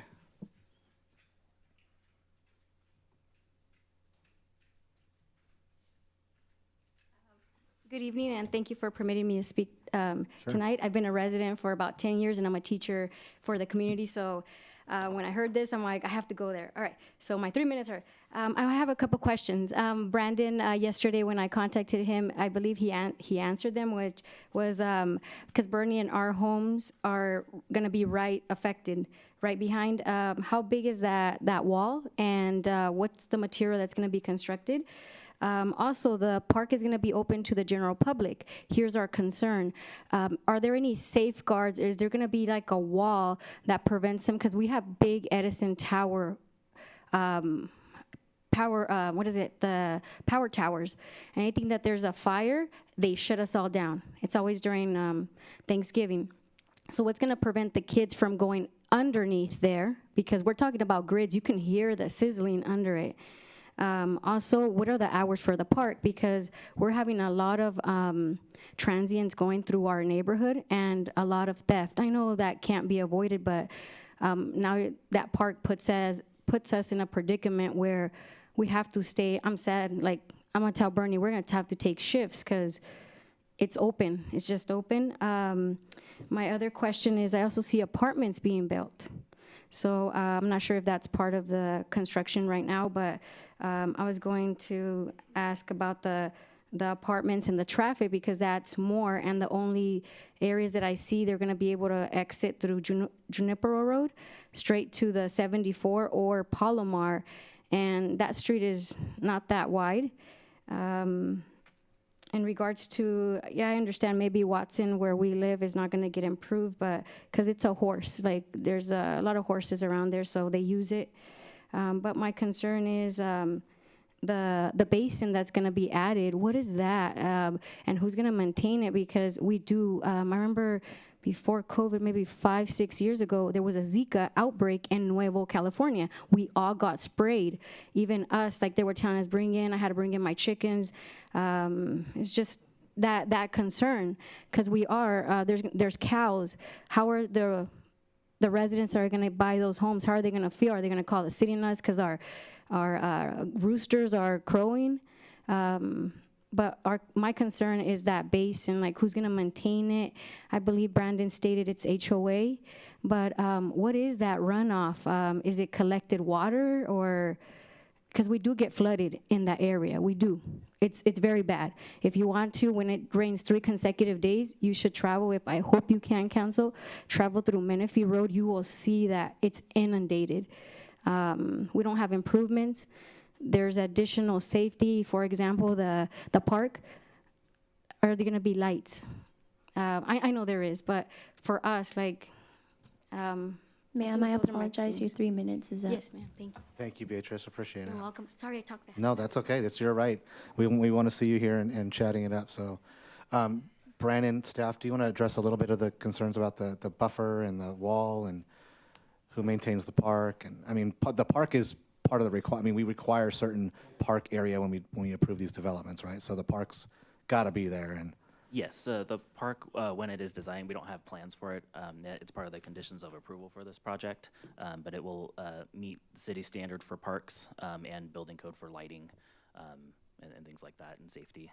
If there are proposed walls, we don't know of them yet, but we can take that into consideration when they submit the plans for the conceptual park design. all right, how about the buffer between their house and the PA9? So I don't have a cross-section available to show on the screen. Just to the south of their lots, there will be a 6-foot-tall block wall just adjacent to their existing fence. It'll include a V-ditch channel about 5 feet wide that'll capture any runoff from the properties to the north and funnel into the water quality basin on the southwest corner of the project, and then eventually into a flood control channel directly adjacent to the project as well. And who takes care of the basin? The basin will either be an HOA-maintained basin or a CFD maintained basin. And can you describe what that means to maintain it? What do they do on an annual and monthly basis? Essentially, if the basin gets clogged, they will have to go out there, unclog it, make sure it's draining properly. This project was actually reviewed by Riverside County Airport Land Use Commission, which has strict requirements on how long water can be sitting stagnant in that basin. So it's supposed to be emptied within 48 hours of rain. Is it a percolation into the ground, or is it it holds it and lets it drain slowly? I believe it holds it and lets it drain slowly into the flood control channel. Is that a landscape basin, or is it just dirt? It will be landscaped. So along the perimeter, there's going to be trees, bush, ground cover, along with a access road for maintenance. Which is maintained on a bi-weekly or monthly or whatever basis by some landscape That's correct. company. Okay. So Brandon, that's a water quality, it's not a detention basin, right? That is correct. It will also treat the water for contaminants. So how about the water on the tributary water that is, does that give Beatrice the satisfaction to know that you're taking care, it's being taken care of, the inundation? Should solve that flooding problem, right? Yeah.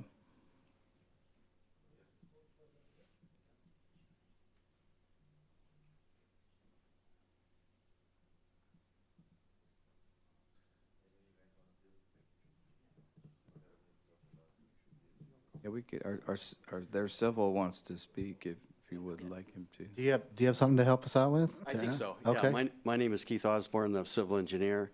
The water from the north, for the lots on the south side of Watson, Off-site flows? will come across the property line. There'll be openings in the 6-foot block wall. It'll go into a V-ditch. That water will be conveyed to the west. There'll be a storm drain that picks it up in Palomar, and that water will be directed directly into the storm drain system that the MDP that flood control's just built. It will not go into the basin because you can't mix undeveloped water with new developed water, if that makes sense. And the ditch and the little bit of landscaping will be maintained by the POA or the HOA.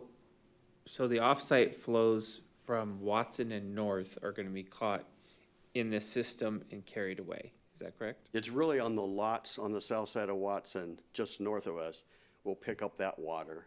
The Watson water goes to the west and doesn't really enter into those lots, according to flood control. So this project can't add to the water. No, we coordinated with flood control, and the master drainage plan is designed to pick up the water of this density. There's a slight difference, but flood control accepted these flows into their MDP facility without peak flow detention, with just water quality. Yeah, so this project will take on tributary drainage plus their own. Yeah, we are gonna take the tributary area and bring it around us, not through us, and then put it directly into that brand-new storm drain in Palomar. Thank you, Keith. Thanks, Keith. Okay, hopefully we covered all of your issues. We do the best we can, and then I'll have you talk to Alberto when we're done about the other. Okay. Do we have any other speakers? We do not. Okay. Everybody get their 2 cents in? Good. I'm glad. I love it. Okay, so it is 8:20. We'll close the public hearing at 8:20. Do we have anything we want to discuss amongst ourselves?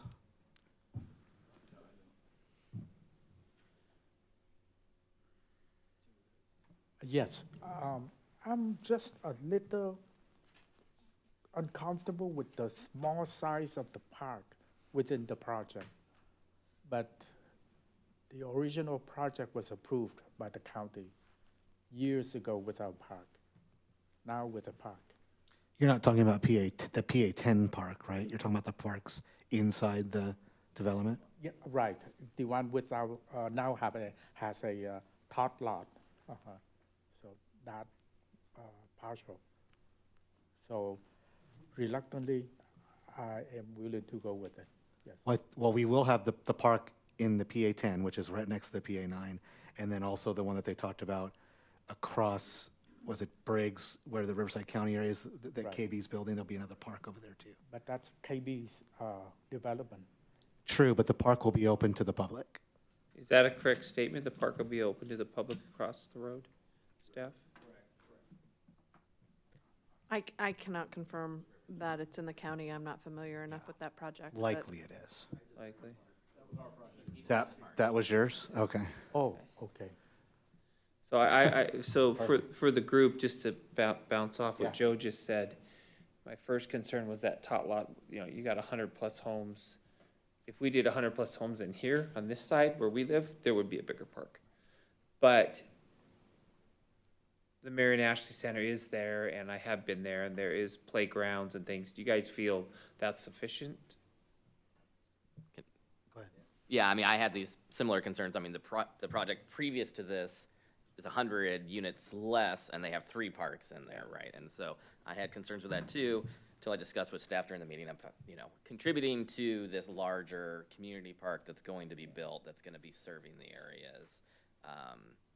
That, along with the fact that we're not increasing unit counts, has me leaning towards approving this project. Going back to the lovely group home discussion, those requirements that are being added, do those same requirements, they apply to all these other residentials that we're approving in these other areas of the city? Okay. Did you have a question? I think you made a comment, Council, that City Council is raising these concerns, the Menifee City Council?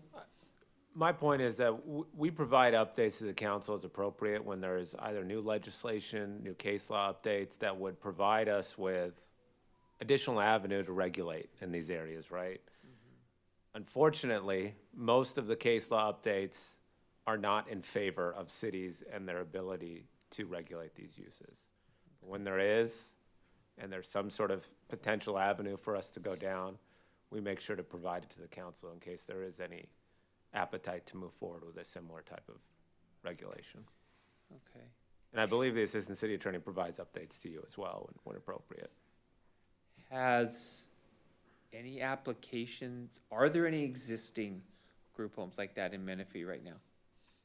Because they have to be licensed, don't they? It's possible. They do have to be licensed, but they don't require any type of processing through the city. So Really? we wouldn't know. It's likely that there is some type of applications. We wouldn't be able to know the type of facility.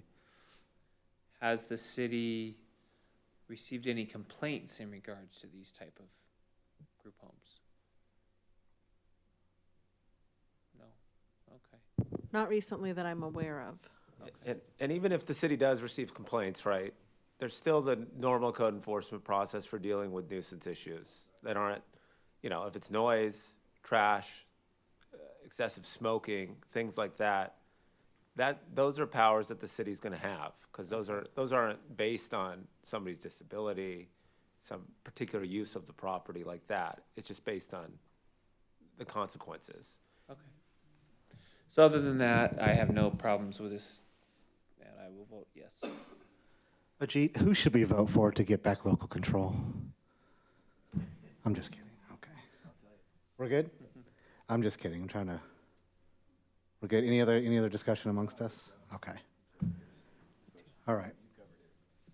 All right. There are 4 resolutions for adoption. We'll need a motion and a second to approve staff recommendations. Can I get a verbal motion and second, please? Second. And a second? Second.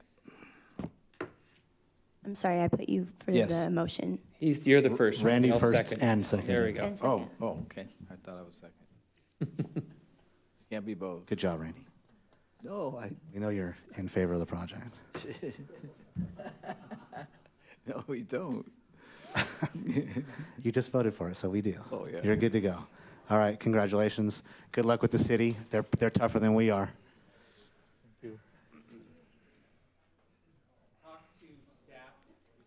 Yeah, we're almost done. We got about 5 minutes left, and then we'll be done. They're gonna be. The rest of the meeting's really exciting, so hang out.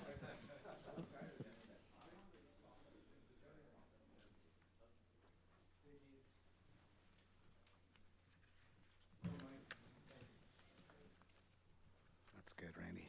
Call him out by name.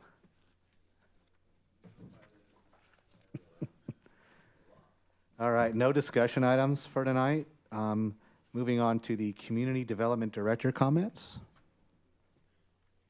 I don't have anything for the group tonight, but I'm looking forward to your report out from attending the League Planning Commissioners Academy. We'll leave that for Chris. Commissioner reports on committee activities. We put it on Joe to report back. So Joe, do you want to start? Yes, thank you. If Thank you want Chair. to. I'm just, Thank you, Chair. giving you the Chair. opportunity. Yes, we had an opportunity to attend the Planning Commissioners Academy in Long Beach on March 6th to 8th. It was an amazing workshop, academy, and workshop. I was able to attend many workshops. All, it's good for us to every year refresh our memory, learn how to conduct ourselves. And I thank you very much for sponsoring the program. I was particularly impressed with the ethics class for ethics, how to conduct myself, workshop. So that's one. And another one that is so confusing, that's the legal updates. After 3 hours long, I still don't understand anything. So thank you very much for your help. Thank you. Good, Joe. Yeah, you've been walking the line here, so it's good that you attended the ethics session. So, anybody else? I'd like to know how you guys did on the Planning Commission Jeopardy. Did you guys see that one? Yeah. I didn't know those answers. Did you guys? Some of them. I'll admit it. I mean, that was pretty good. You would have liked it, Ajit. You would have known all those answers. But it had a little bit of something for everybody. That was actually the who, what, when, where, and why. And I don't know if it was well attended, but it was well attended for us. So thank you, City, for sending us. Cheryl, There was a Orlando. couple. Sorry. No, you were done. Good. There's a couple things in the advanced CEQA class that we took that kind of helped commissioners understand ways to, and I mean this with all the love in my heart, different ways to look at things and maybe question certain things. So that was enlightening. Right? Yeah. I was going to mention the advanced sequence class, exactly. Yes, I mean, it was interesting getting that details of some things that we might consider looking at that we had not previously maybe considered looking at. Stand by. It's a forewarning, I guess, right? Anything else? Just always getting to see how other people handle things and hearing from the other commissioners is good as well. And then probably my biggest takeaway, which is every year, is the potential pending bills up in Sacramento and how scary it is of more changes that are going to come of less control that we're going to have going forward. And how many there are. It was like, what, was it 2,500 or was it 5,000? 5,000. 5,000 bills. They didn't go over them all. Thank God. Almost all of them. Yeah, Almost all of wow. Yeah. And I thought the hotel was decent. It was nice. That's your takeaway, sure. I'm adding, that wasn't my only takeaway. Future agenda requests. I do seriously want to maybe consider putting page numbers on the presentations. Then if we're going through, we can go, hey, slide 6, and boom, we're there. IT is sweating back there with all the work that we did tonight, so. Please give me a page number. He canceled his plans for tonight. Yeah, well, we all did. Any other future agenda items? No? I learned, and maybe I'm slow to the party. They're building a Home Depot off of Clinton Keith. Does everyone know that? Right across from the same parking lot as the Target and all that. The Orchard Center. The Orchard Center. Yeah. I was kind of hoping we'd get that, but maybe Cheryl can talk to. Is there any movement on the Walmart parcel or across the street, where the Costco, supposed Costco was going to go? Is there any movement on those at all? There has been movement on the Walmart property at Scott and Hahn. It looks like they are interested in moving forward, so we're working with them. That'd be a home run for the shops at Scott. How many Walmarts, how many have we approved? How many, 2 sites? Just 1? Walmart currently owns 2 properties in the city, but only 1 is entitled. Okay. Okay, if there's nothing else. Thank you very much, ladies and gentlemen. It is 8:32. We'll adjourn this meeting.